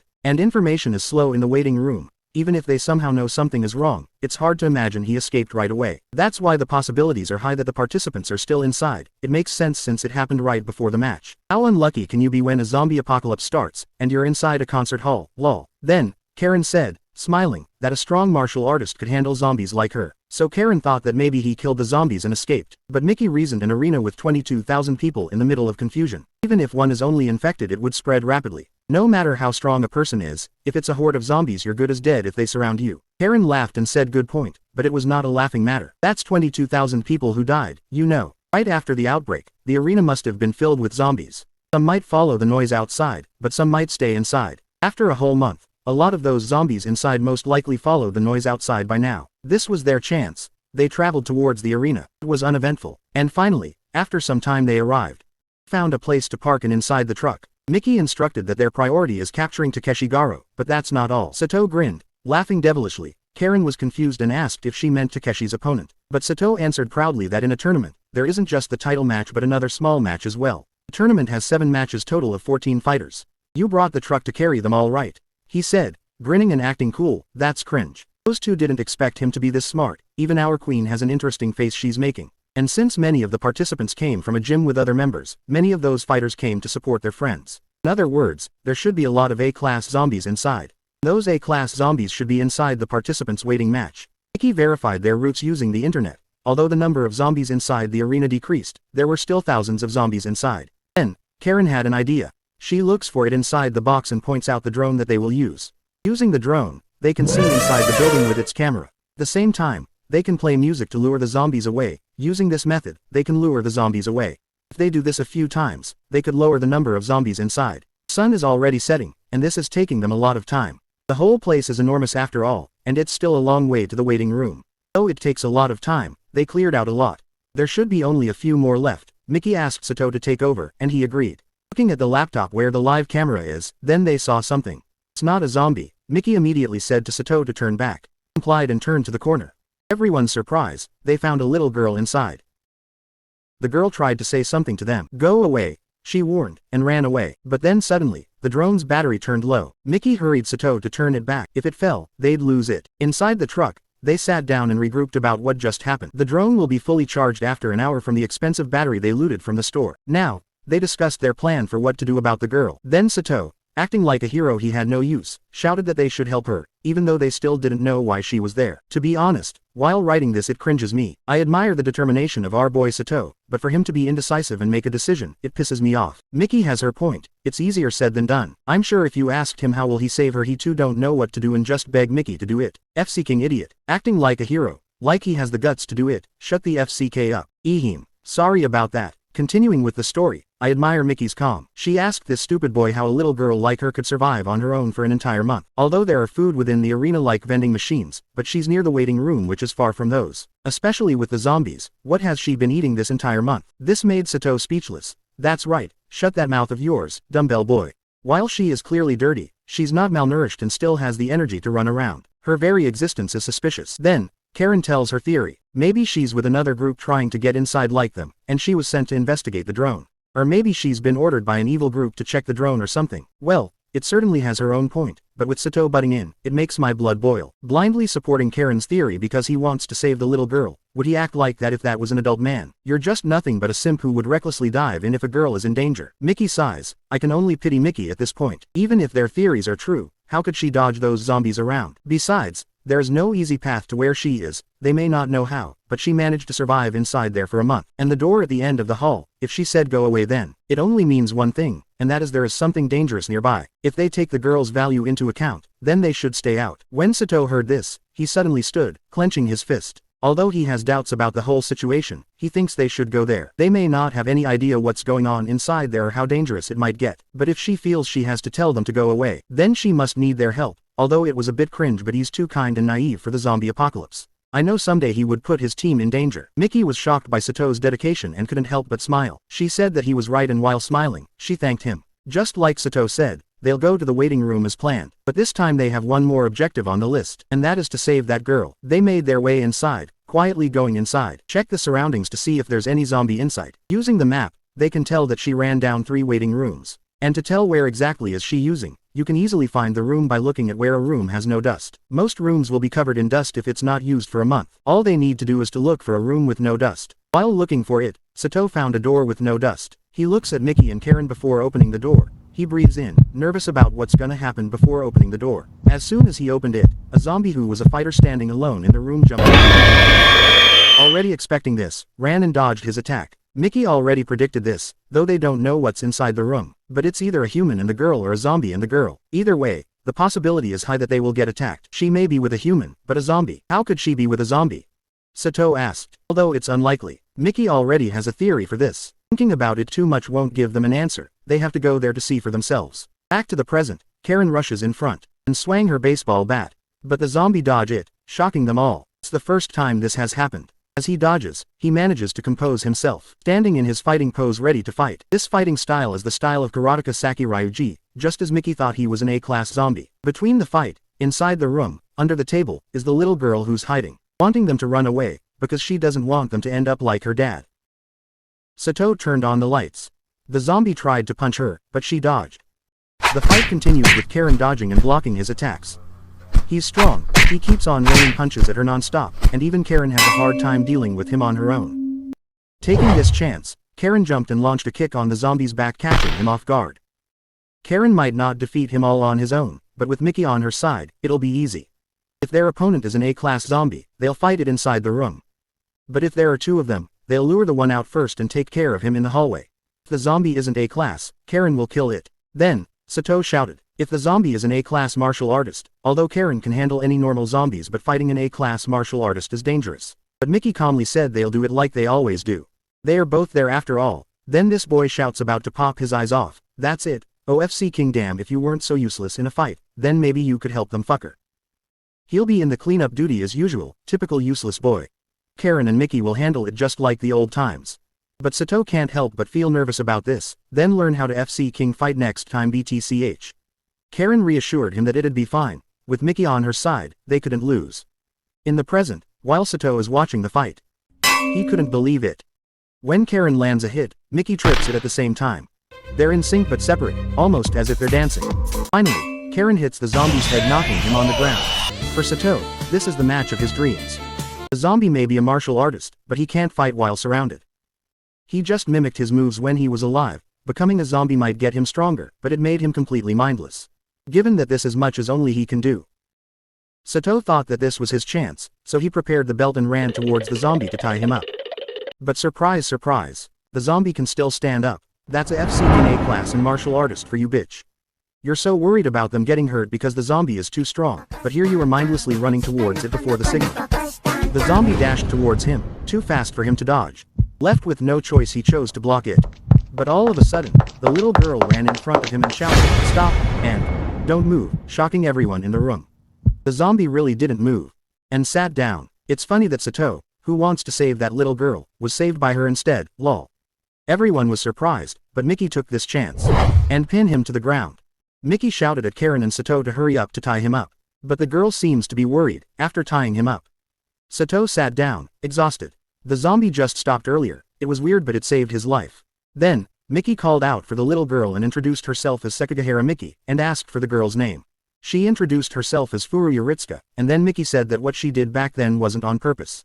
When she told the zombie to stop and it did, Sato gasped in shock. While Ritsuka denies that she can control the zombie. But Miki knows this, judging from how she, too, is confused when the zombie stops. Miki proceeded. She was still alive after walking to a zombie-infested hall and even living with a zombie. With her keen eye, Miki asked how she did it. Worriedly, she said that she won't lie to them. While shivering, she asked if they could believe her. Sato thinks that this is weird. Why would she tell them that she's not lying? Miki smiled and said that she would believe her. Recalling what happened in the past, she came here with her dad. In the waiting room, while his dad is talking to his friends. There's a sudden noise in the hall, and without any questions, the zombies came uninvited. Her father protected her, but afterward, a lot of them came in, eating his father alive on his back while hugging Ritsuka. Her father even tried to resist the infection, but he still got infected, turning into one of them. Ritsuka couldn't believe her eyes, shivering as she watched her father leave. While the others got turned and got attacked, she wasn't. She asked herself why, but even she couldn't explain it. She's the only one they didn't attack. Everyone died, and she's the sole survivor. She starts to break down and cries her eyes off. It's crazy, even she couldn't believe it. Even though her father died, getting called a liar is too much for her. Then, feeling bad, Sato shouted her name. Then trips himself, making it awkward for everyone, lol. He gets up and shouts that he thinks that she's not a liar, then asks for Miki's opinion. She said that he was right. If she could tell the zombie to stop, then their instinct wouldn't attack her in the halls. Maybe he would attack her. If she thought she couldn't stop the zombie, she wouldn't leapt out of desperation like that. Then Sato shouted she believed you. He then patted and smiled, saying that everything was fine now. They came here to save her. Then, her eyes start getting watery, and she starts crying at him. The chapter ends, with Miki smiling. Hi guys, thank you so much for following this series so far. I learned so much because of this first step. In the past, every chapter was 4 to 5 minutes, making it hard for me as it's time consuming. Now, it's only 2 to 3 minutes per chapter because of how I summarized it and because of the things I've learned. If you don't want some things, you can express your opinion in the comments, and I'll gladly do something about it. I have a vote poll in my channel. What should I recap next? Because this series will end in about next week, as per part, there are 3 chapters. Currently, there are only 16 chapters left, for a total of 5 parts.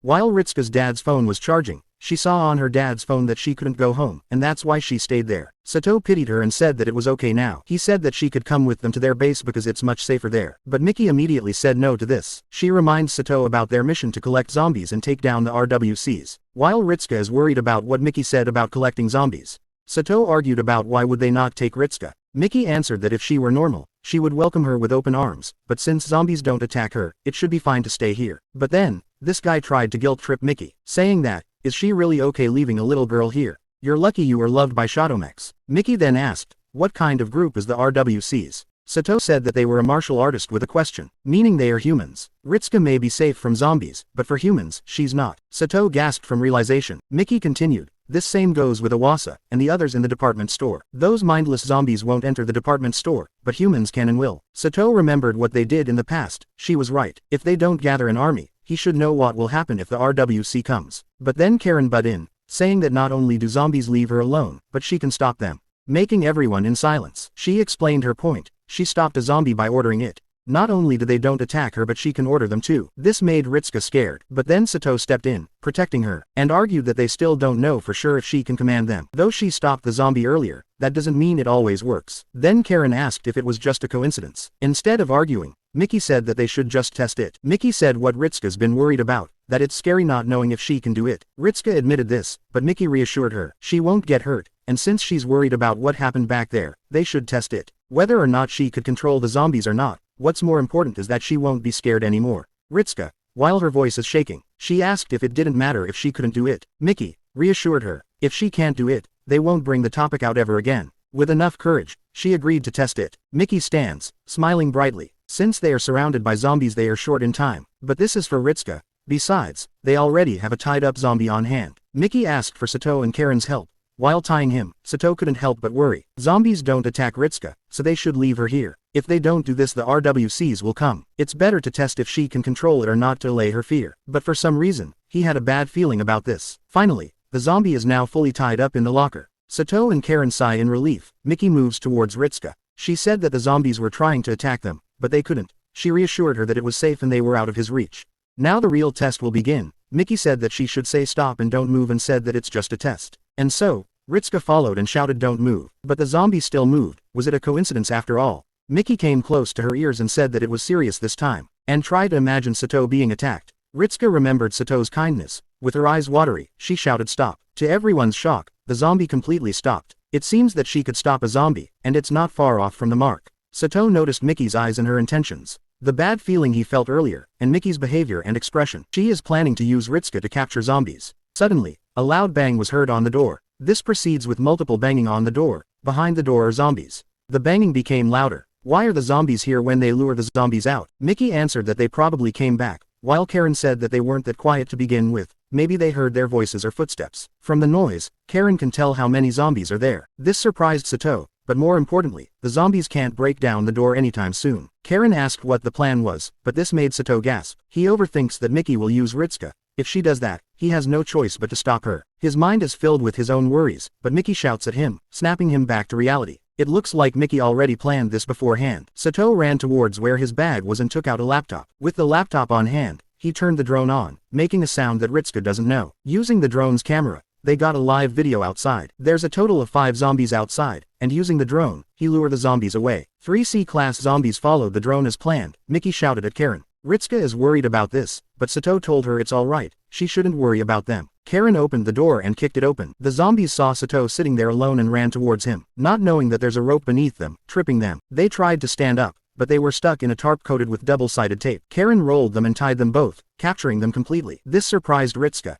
In the truck earlier, Miki planned to use small drones placed in the hull so that if zombies came to them, they could use the drones to lure them away. While if there's a zombie they can't lure, they'll use the tart. Karin asked Sato to help her move the zombies around the corner. While moving them, he noticed a familiar scar on one of the zombies. The scar belongs to Ishigari Akira, one of the fighters. He wasn't supposed to fight. That's why he's in his civilian clothes. He only came here to watch. This makes him their second A-class zombie, but 2 isn't just enough for Miki. They should get 5 at least, and it should have him. Then, Ritsuka asked why they were capturing zombies. Since they haven't explained why they are there, they took their time to explain it to Ritsuka. Even she couldn't believe that there are world martial artists attacking people, but they can't deny the report they got. For Miki, it's stupid that people attack each other, but they can't do anything about that. Since they're a small group, the others couldn't protect themselves either. That's why they have to gather strong zombies to protect them. Ritsuka got it, but Sato, acting like a scaredy cat, told them that they already have 2 and that they have Ritsuka. For him, this much should be enough. But Miki won't be going anywhere without Takeshigahara. Ritsuka was alarmed by this because she saw where he was. When she was still confused and didn't know what was going on, she looked around and noticed someone in the ring. And that's Takeshigahara standing on the ring. Sato was about to cry when he heard this. Hope sparked within him, hoping that he would still be alive. But Miki denied this. If he were alive, he should have escaped by now. It was just him and his habit.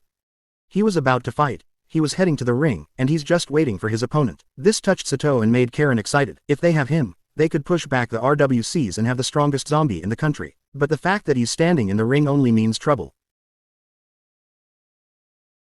Sato and Karin are confused about why Miki said that Sekigahara being in the ring is a problem. She explains that she assumed that he would be in the waiting room because the commotion started before the match. If the zombies appeared indoors, people would flee outside or find a safe place outside, so all the fighters should be in the waiting room or in the halls.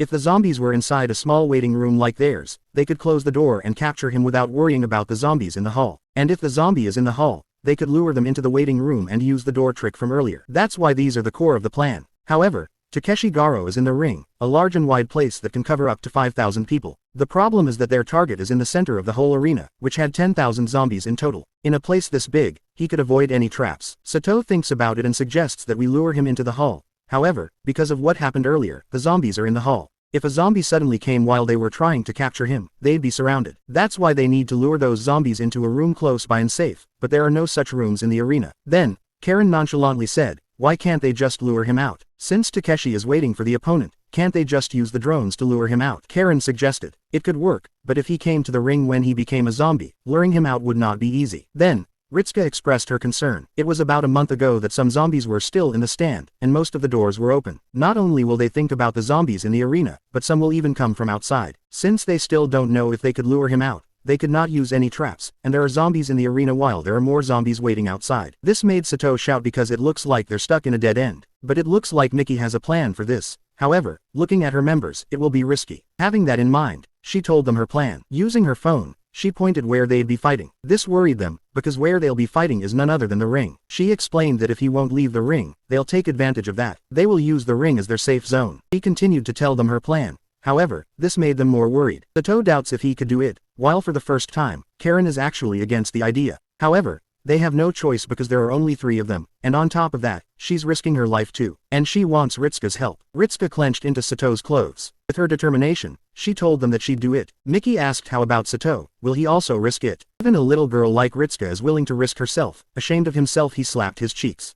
Made up his mind to do it. Miki then announced that the operation to capture Sekigahara will now be executed. They chose to go to the participants' entrance as a route because not many zombies are there. They used the drone to scout ahead, lure the zombies, and slip in. The route they decided to take was the safest of them all, repeating the process of luring and slipping in. They managed to arrive at their destination, which is the participants' entrance. They walked in and were immediately greeted by Sekigahara, who was standing in the ring like a statue. With their determination intact, they made their move.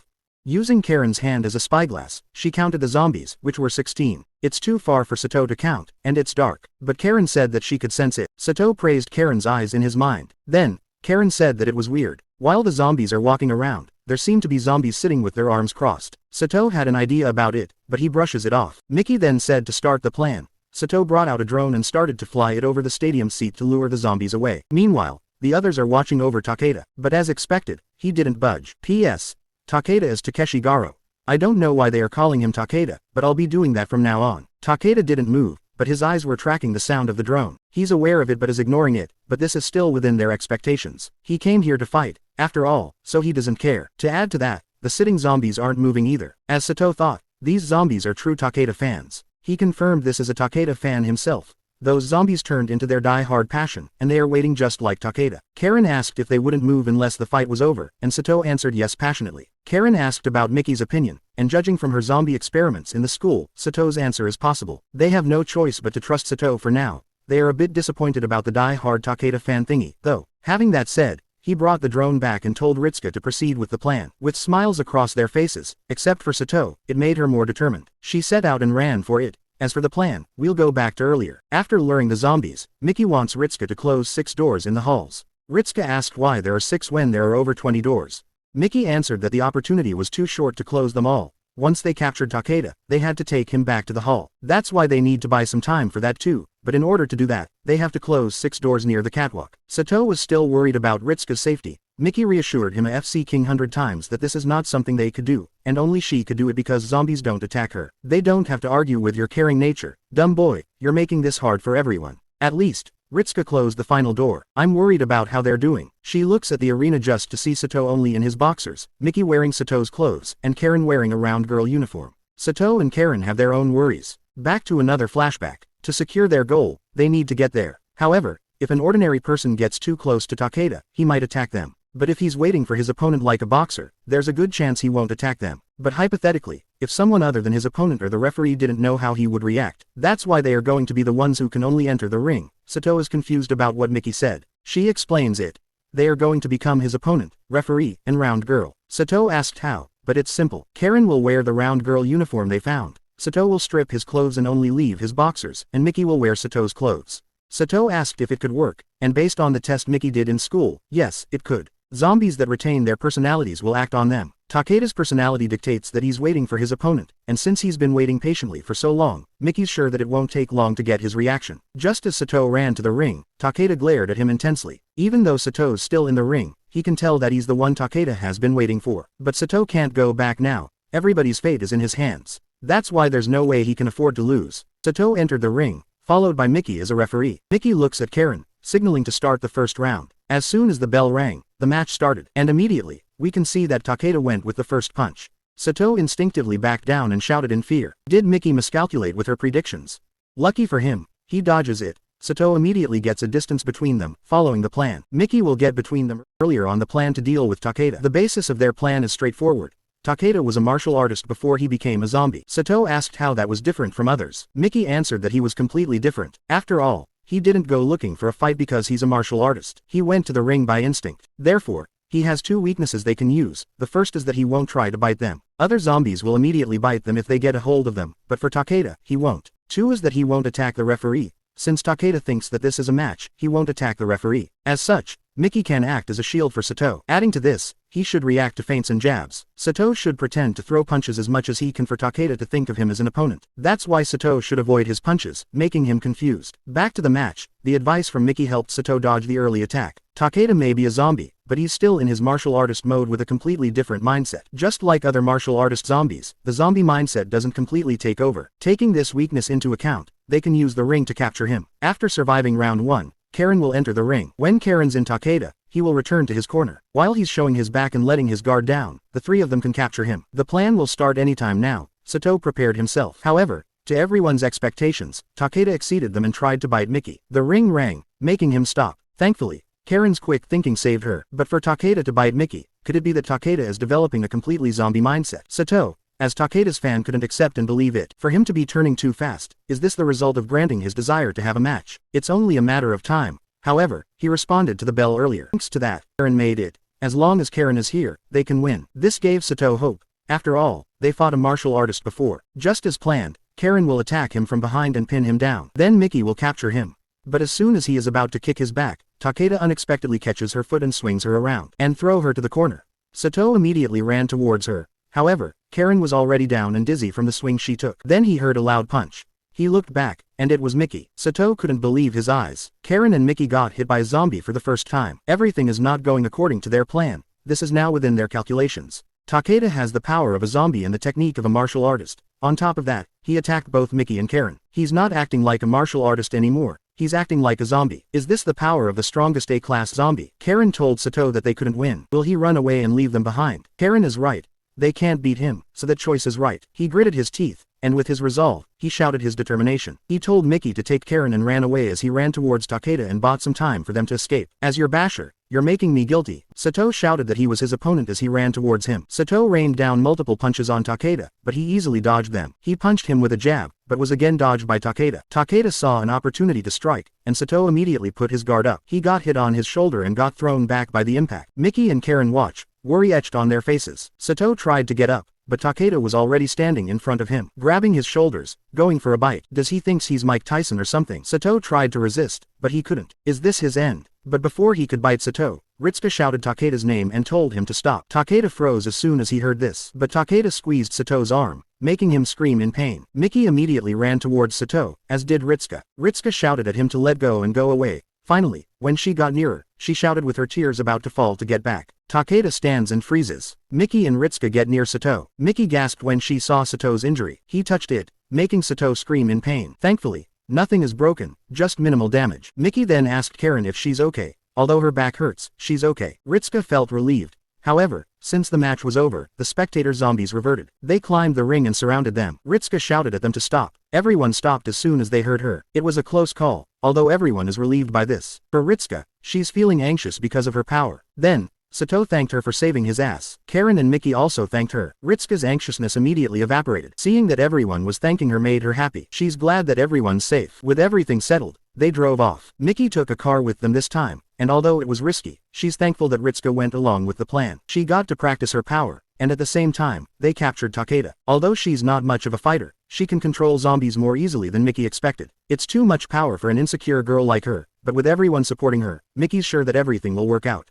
In the middle of the road, two cars are driving by. The driver looks at his phone, but it seems that they are lost. Suddenly, their car stops, out of gas. It's as expected, since it was abandoned when they found it. Looking in the side mirror, dozens of zombies are walking towards them. He told his group to get ready. 3 guys went out. Their body is well built. Everyone gets out of their vehicles, surrounded by zombies. But to them, it wasn't much of a problem. The first guy in a hoodie attacked the zombie using a metal pipe. They are a group called RWC, a group that attacks people and steals food. Every member has martial arts training. That's why they can fight zombies too. Their plan is to go to the school, Sato's base. RWC's group leader, named Mizuhara Shun, and his second-in-command, Araikoji. They got the intel from a group called IY's group. The information they gave is that there are 3 students in the school with stockpiled supplies, and they can do as they please. 2 girls, a hot one and a lowly. They celebrated when they heard this, while they thought that the guy was their bodyguard. Group lied that the school is one of their bases and brought some food over in girls. They thought that they did this for them to ignore their group. One of the members thought that the so-called bodyguard was having fun with those 2 girls. Just thinking about it made their blood boil. Their leader calmed them down. In the intel, apparently the bodyguard is a coward. On the rooftop, Sato saw RWC's group coming in. 3 days ago, as soon as they got back, Miki told them that the RWC would attack soon. Their plan is to trick the RWC into thinking that the group is stopping them from attacking their base by giving information about the school. But in reality, the school is bait to lure them in. In the first step, Miki told Saruwatari to give him false information. Since their group is pretty notorious, their information is reliable. By luring them in, they will deploy their A-class zombies. The RWCs aren't just thieves. They attack and kill people and even rape women. If they don't stop them now, they'll keep doing it. Now that they could take them out, it's their responsibility too. After all, there should be no thieves in Miki's kingdom. Thieves, and kingdom. To Sato, something clicked with those words from Miki. Sato, he's just surviving, but Miki is different. She made her own zombie army, used drones to secure her supply route, used zombies to attack her enemies, and captured the strongest A-class zombie. All of these are part of her plan to make a kingdom. Sato snapped back to reality. Continuing with her plan, she has already made preparations for this. But first of all, Sato won't be participating in this fight. He should take and protect Ritsuka and hide. This is because his shoulder is still not healed, and they can't afford to get Ritsuka captured. They are going to fight in a war while he protects a little kid. Aren't you happy? Your life is not in danger anymore. Accepted the reality that he couldn't do much because of his injury. Sato asked, if the zombies were the only ones fighting, what would Miki and Karin do? She answered that they would just entice them. Back to the present, Sato is still confused about what she meant by that. While the RWCs were walking towards inside, they found Miki and Karin on the 3rd floor. Karin saw this and closed the curtains. Having said that, they planned to use the stairs to trap them. This made the group excited and start running towards them. They easily lure them out because of their own desire. Compared to Sato, he's much more of a gentleman. Although Karin is pissed at their behavior, she still smiles because the fight is within their favor.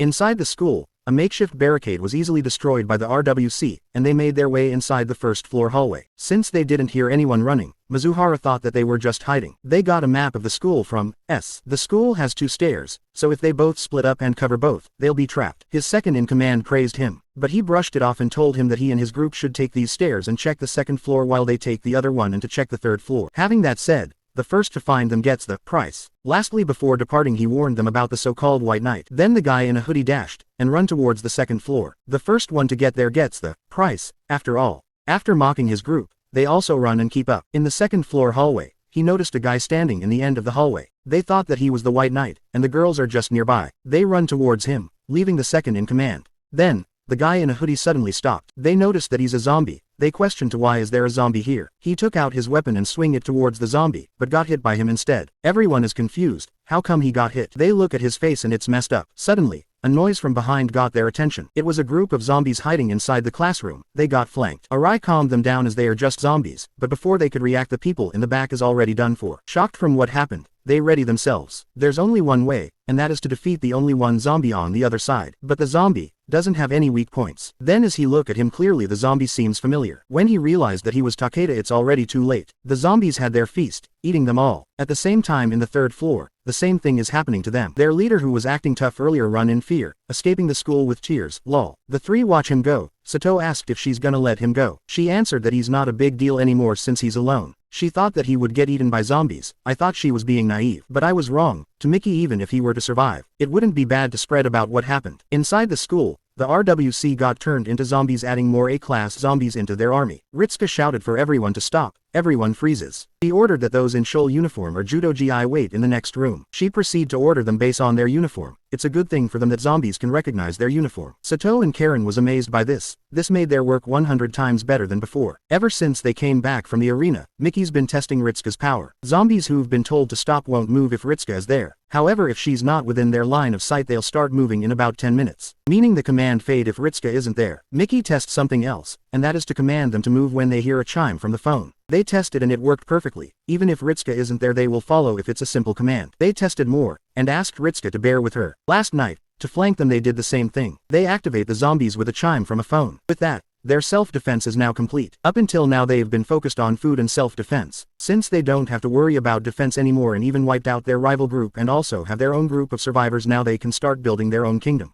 Inside a room, there's a malnourished man in bed. He rationed his food for a month, but it's already gone. For 2 days he only drink water. Is this his end? To die a virgin. He heard a noise, but he thought it's just a bug or something. Since he's been hearing things lately, then he heard a voice. There are people outside causing chatter and commotion. He can't bear to ignore it. He went outside just to see people working in construction. He can't believe what he's seeing. The workers are also shocked to see that there's still survivor there. He asked about to cry if they are survivors. They said yes and he should come with them. Right now, they are building a road. The survivor was confused about this. Earlier, inside the meeting room, Miki said that they need a road. They asked why because they already have a road didn't they? However they misunderstood her. The roads they have now is filled with zombies so they need a road without zombies. Sato asked how. Miki said that they just need to put walls on it. Since there are construction workers in Saruwatari's place, Miki wants them to make a wall around the department store and the road. They will use drones to move the zombies away, then build a wall and fill in the gaps. By repeating this process they can make roads safely. Sato asked why do they need to do that. After all they have drones to lure the zombies away, although it's slow but making walls will be a lot of work. Miki elaborate her plan. What if they have 10,000 people? But as Miki over-exaggerated, she explained that in S prefect population is 7.5 million people, even if 1% survive that there would be 70,000. 10,000 people is decent population across all the groups of survivors. Miki asked him where could they put a farm to grow food with that many people. He answered that they could make new fields around their base. She snorted at his answer. For 100 people it's a good answer, but for 10,000 it's not enough. They need to use existing farmland to feed that many. Their base and farmland are distant apart, and the road towards the farmland is crawling with zombies. She asked Sato what to do. Nervously he answered that they need to make the road safe. Now that he get it, they need to use steel for the walls. They will also put roads in the factory, and they need a plan for power outage. That's why they need fuel to burn, meaning charcoal. To get charcoal they need to go to the forest for wood. Sato asked didn't Miki said that she will use zombies to generate power. But Miki sighed at Sato, they can't do it right away. In a small scale maybe, but it won't be par with a power plant. And beside they need to use special equipment and facilities for that. So that plan will be in a year or so. Miki is just looking at the bigger picture. That's why roads are necessary in building a country. Continuing with her plan, they first need to establish roads towards the department store, then towards a small group with 10 survivors. With this they can integrate, but Sato told her why when they already low on food. She answered that they already have all the food they need. She said that food are everywhere, because most people who need to eat have died. Now that cities have been destroyed 90 to 95% of the population have been wiped out. There's a storage sitting there filled with food that's been going to waste. If they have roads they could connect those storehouses to survivors. They need to do this because their food will eventually run out. This will be temporary because a year from now on every food stores will be consumed. Miki had enough of Sato's stupid questions and just one more stupid question he will slap Sato. He immediately apologized. Then he remembered something. There are still two large groups. The zombie scientist and the Yakuza. If they'll start building roads, won't they'll eventually fight them? Miki got silent.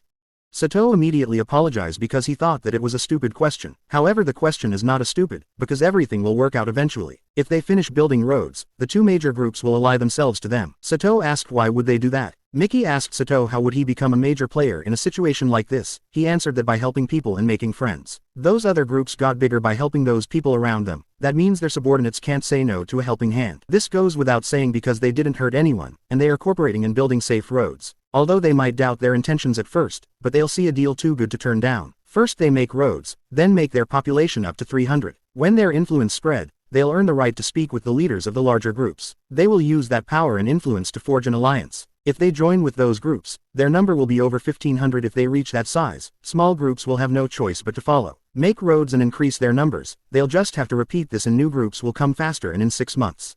Prefecture will be ruled by zombie scientists, the Yakuza and them. Those 3 groups will control everything. Karin grinned while Sato felt chills. Miki's words didn't cover the grand scheme, but the way she said it's as if it's already been decided, and sent chills within Sato's spine. He begins to wonder, is there even a place for him after all of those? Then, he stand and shout. If Saruwatari and Iwasa will be making roads, then what will the 4 of them do? He panicked and said those, but he realized something, and that is he want to stay with those 2 forever. Since when did he become so attached? He asked himself. Miki smiles, and said that they will capture zombies. Her plan is to get all of the zombies in the prefect, shocking those 2. In the truck, where Sato is driving, he said in short they will use Ritsuka's power to gather zombies and lock them inside a large building. They will continue doing that to keep the construction crew safe, while keeping Ritsuka's power a secret. They will do this every day because the construction will take time, and this will go on for a month. But Ritsuka is excited about this, because being with them makes her happy. In the end, he may have his own harem, but he's stuck in gathering zombies. It's been 6 months since Miki told them her plan, and it's now May 20th. In the T University's prefecture, inside the meeting room, the 3 leaders gathered: Saruwatari Shinji, leader of the quartet, zombie scientist head Kurosaki Ni, and Kanto Shinsengumi leader Shinto Takumi. They begin their meeting with the infrastructure, and since they still have electricity, they investigate the cause and learn that zombies are operating the power plant. The only power sources in their region are solar and hydro, and about 80% of the country has no electricity. Furthermore, those zombies don't maintain or repair power lines. This made them worry about a power outage, and because of this, they installed salvaged solar panels. With this, they can supply 30,000 people. Shinto was next to report. As always, zombies are breaking the walls, and this happens once a week. They dealt with it with their regular patrol, everything went well without any problems. And with their new cargo trailer on their bike, transporting has become a lot safer. However, they lost power where they were cutting down trees, that's why they need a new place. If they have any ideas, he's willing to accept them. Then he asked Saruwatari's report, and he said that they confirmed the status of the SDF garrison. They demanded that he make his report clear. As usual, they scouted using drones. However, zombified SDF soldiers shot it down. Well, isn't my prediction correct? This information shocked the 2 leaders. Saruwatari showed them the video. Inside the garrison, soldiers are wondering with guns. They expected the zombified SDF to be dangerous, but they didn't expect them to use guns. They should stay out for the time being. He continued his report when Shinto smashed the table. Since the SDF has the strongest weapon, those who can take it will rule the country. That's why they need to prioritize that at any cost. Saruwatari asked how they would do that, but Shinto said that it's his problem. With that in mind, Saruwatari asked Shinto to lend some of his patrol squad. After all, taking down the SDF is on a different scale, and they don't have the resources to do that. But Shinto said that he couldn't because of the zombies getting in the road. He explained that the road is more than he thought. It is an important part of the group's morale. They say that this shithole world can still be saved, and if the zombies will break through the walls. Is Saruwatari willing to take responsibility? He changed the subject, a sneaky attack. Now since he wouldn't help, they have no choice but to expand their walls and negotiate with the neighboring prefecture. But Shinto argued that they don't have time for that and should prioritize the SDF. But Kurosaki cut to their argument and said that if they reinforce the walls, the security patrol will have more freedom. That way, resupplying and assaulting the SDF will be easier. To explain her point, he opened her PowerPoint. Their latest design is the Z-wall. They were both confused by this. Since their walls are only makeshift and built using salvaged materials, zombies can break through them. And since they've taken a concrete factory, they plan to build a large-scale retaining wall called the Z-wall. She explains the use of these walls and how sturdy they are, since their roads are easy to block, but with this wall, they can make the roads larger and wider anyway. It's just yapping about the wall. Even those 2 had enough of her. Her point is that with fewer patrols, they'll have more extra hands, and with more personnel, everything will be more efficient. With this, walls will come first. Although she's a pain, she's clever. But they should test the new walls first. I mean, the Z-wall first. They will have a practical test where they set up a wall and have zombies attack it. That's why she needs Shinto's help with this. Though it's a pain for them, it's worth the inconvenience. With her point, he can only agree. After this, they have to deal with the SDF. For some reason, he can't agree to build walls in the neighboring prefectures. To him, roads are equal to weapons. The neighboring prefectures INT will be coming to them sooner or later. They are surrounded by enemies. That's why they can't afford to screw around. When the enemies are at their gates, the 2 shouldn't say that Shinto didn't warn them. Saruwatari told Miki everything. Basically, he dared them to make a move on them. A Yakuza boss said that if it comes down to a fight, it will be a disaster. But to Miki and Saruwatari, it's obvious that he's not interested in the SDF. Anyone can't easily access those resources, and roads take priority. He knows this but still opposes the idea, but his intentions have been seen through by Miki. Shinto wants to show that he opposes them just in case someone takes over. The Kanto Shinsengumi is the largest group within those three, but the zombie scientists are in charge of the development of infrastructure, and the quartet is in charge of reconnaissance and strategy. Because of this, some within the Kanto Shinsengumi aren't happy. Why would they be working under someone when they are the strongest? But this will make things easier for them. Shinto knows this too. That's why he's giving himself an alibi to tell his comrades that Saruwatari and Kurosaki are weak, making it look like less of an alliance but a hostile takeover. Having that said, he still doesn't understand his position. Even if he takes over the alliance, he's just a Yakuza chief in name. Men are really obsessed with honor, which Miki doesn't understand. It's kind for Miki to put it in speaker, but they don't really get it. That's why they just dance instead. Miki was kind of feeling off about this. Then Saruwatari told them that they would be getting medical checkups.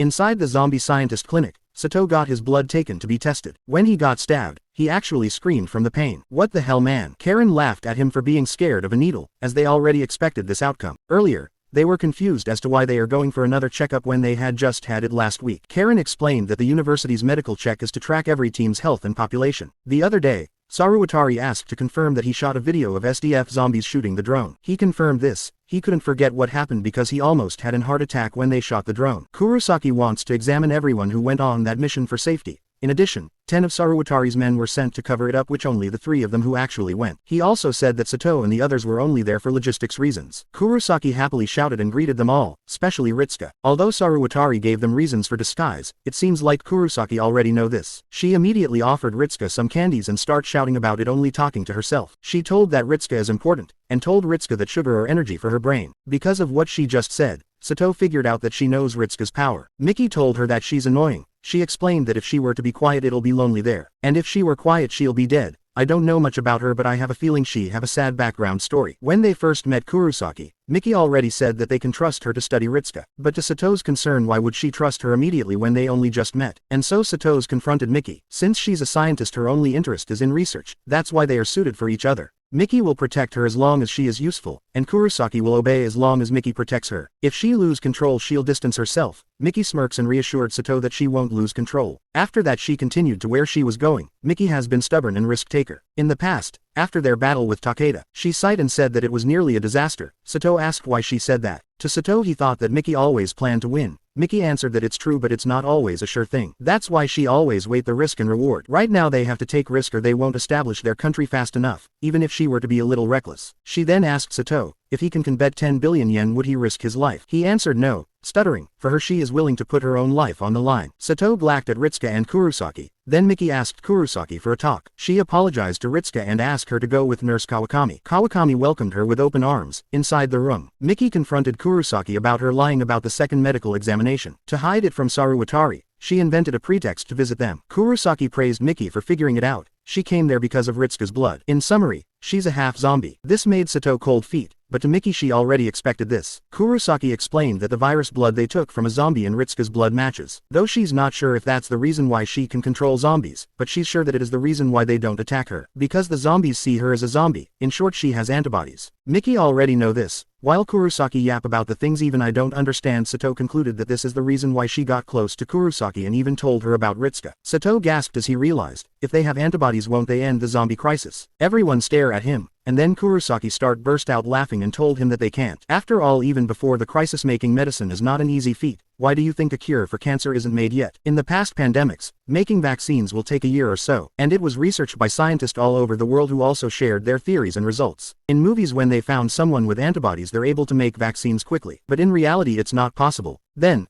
Karin tells her thoughts. Even if it'll take some time, they have 500 scientists with them, won't that make things quick? Kurosaki told them that they could, if they have the equipment. If they don't have the machines for research, even with people they can't do much without tools. Lastly, they can't count on people. She told them that a pure researcher is a masochist. Even if they gather people to run experiments non-stop, they'll eventually burn out in 6 months to 1 year. Sato asked why. She told them that nobody can endure research that pointless. Then she began praising physicists, because most of their research does nothing to humanity. They hope to get to announce a breakthrough, but only 1% of what they do is useful. They are willing to take it even though 99% of their research is worthless. Besides, they only have college students. They can't do that kind of research. Hypothetically, if they put the 500 to research about the zombie cure, at first they'll be excited, but as time goes by without any result, eagerness will turn into doubt. Survivors will begin to think that they lied, splitting the group into two, those who believe and those who doesn't. With all of that pressure, they'll go insane from constant failure. In worst case, they might kill themselves. Only true researchers can handle research like that, but they only have 10 like her alive. That's why researching about a cure is pointless. Even if she does it alone, it could take 50 years or more, and only if she got lucky. With all of that risk, everyone got silence. She break the silence, although they can't make the vaccine. They should just focus on reuniting Japan. She has high expectations for Miki about this. If they could make things as how it used to be, research will bound to happen. She will continue to do her research and obey Miki. As long as she has a safe place to do her research, she will share the fruit of her research. Miki smirks, and told that she can trust a person like her. She's straightforward and honest. She does her research for her own benefits. Whatever happens, she won't lose. Kurosaki will look forward to it.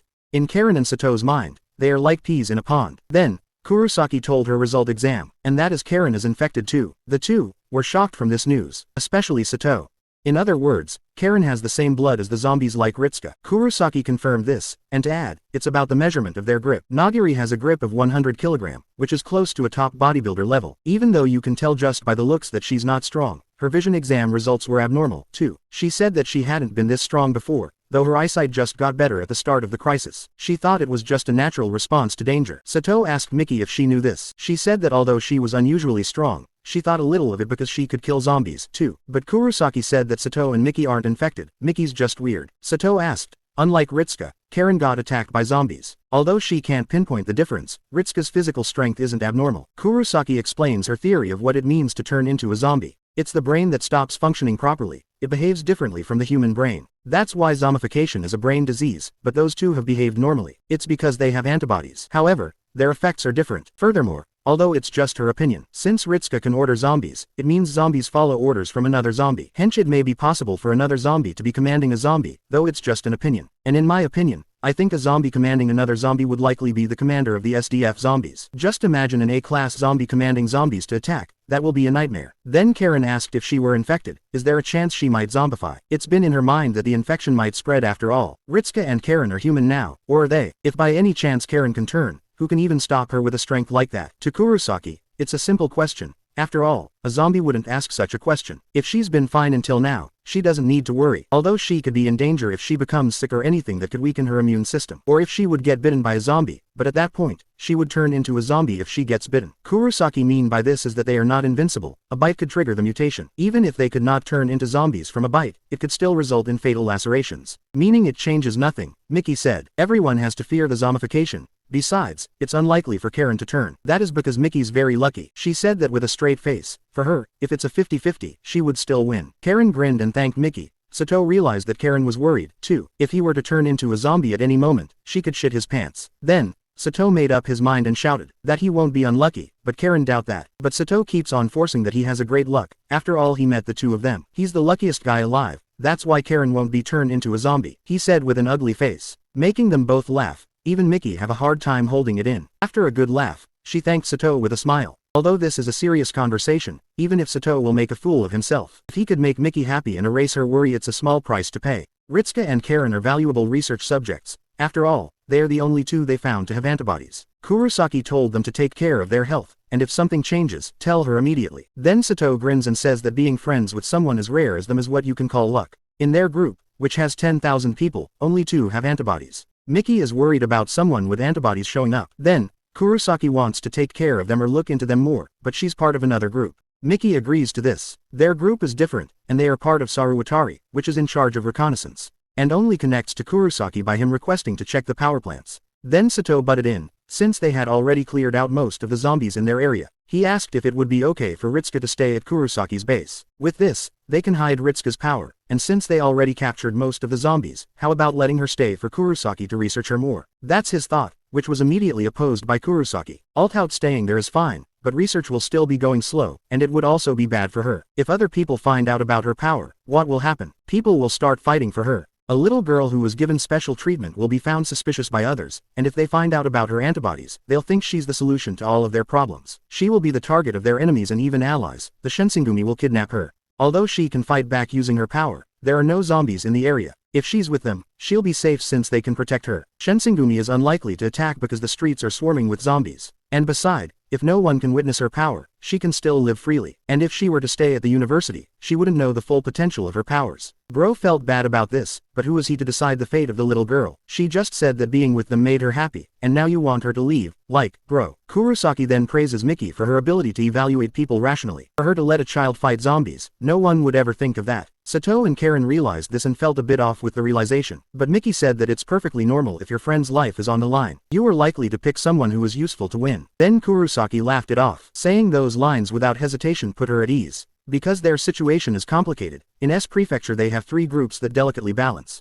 And they also have a weak relationship with the other prefectures, the Boso clan in T Prefecture and the new faction in T City. But Sato, being naive as he is, asked why humanity couldn't get together to fight off the crisis. But Miki answered that because of power struggles, after all, the future of the world depends on their situation. Kurosaki added that their group has progressed very quickly, and because of their fast progress, they've become the biggest target in Japan. Their food and population alone are weapons already. This is just what Miki wanted and predicted. Their group is the best in Japan. Up until now, they're just absorbing smaller groups, but the groups further out will have time to grow and will be different. The other groups want to take Japan all by themselves, but they won't be openly hostile towards them. The strong will avoid a fight. In Kurosaki's mind, she already thought of the worst-case scenario, which is a war. It's the only way to settle things out. Half a year ago, Miki said that they needed to move quickly. Did she perhaps already know that this would happen? Her contact with the other groups was either silence or an unclear response. On their side, they are like a commando unit. They will likely meet their enemies. And if that were to happen, what Kurosaki is trying to say is that taking the 2 that have antibodies is much safer than leaving them at the university.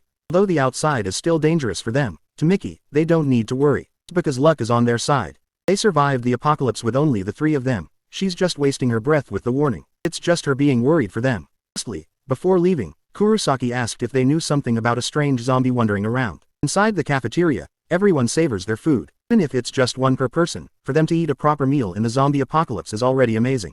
Miki wants to investigate the strange zombie Kurosaki mentioned after they finished eating. Kurosaki heard it from the cafeteria. People spotted a zombie on a rooftop, looking at them through a camera. He wants them to handle the zombie that still has a personality, and since they've been fighting zombies, she thought they might hear of him. Nothing hits the bell, although it still makes sense that he's doing that since he's a zombie with a personality. Karin asked Miki's opinion, but she said that they're going to find out themselves.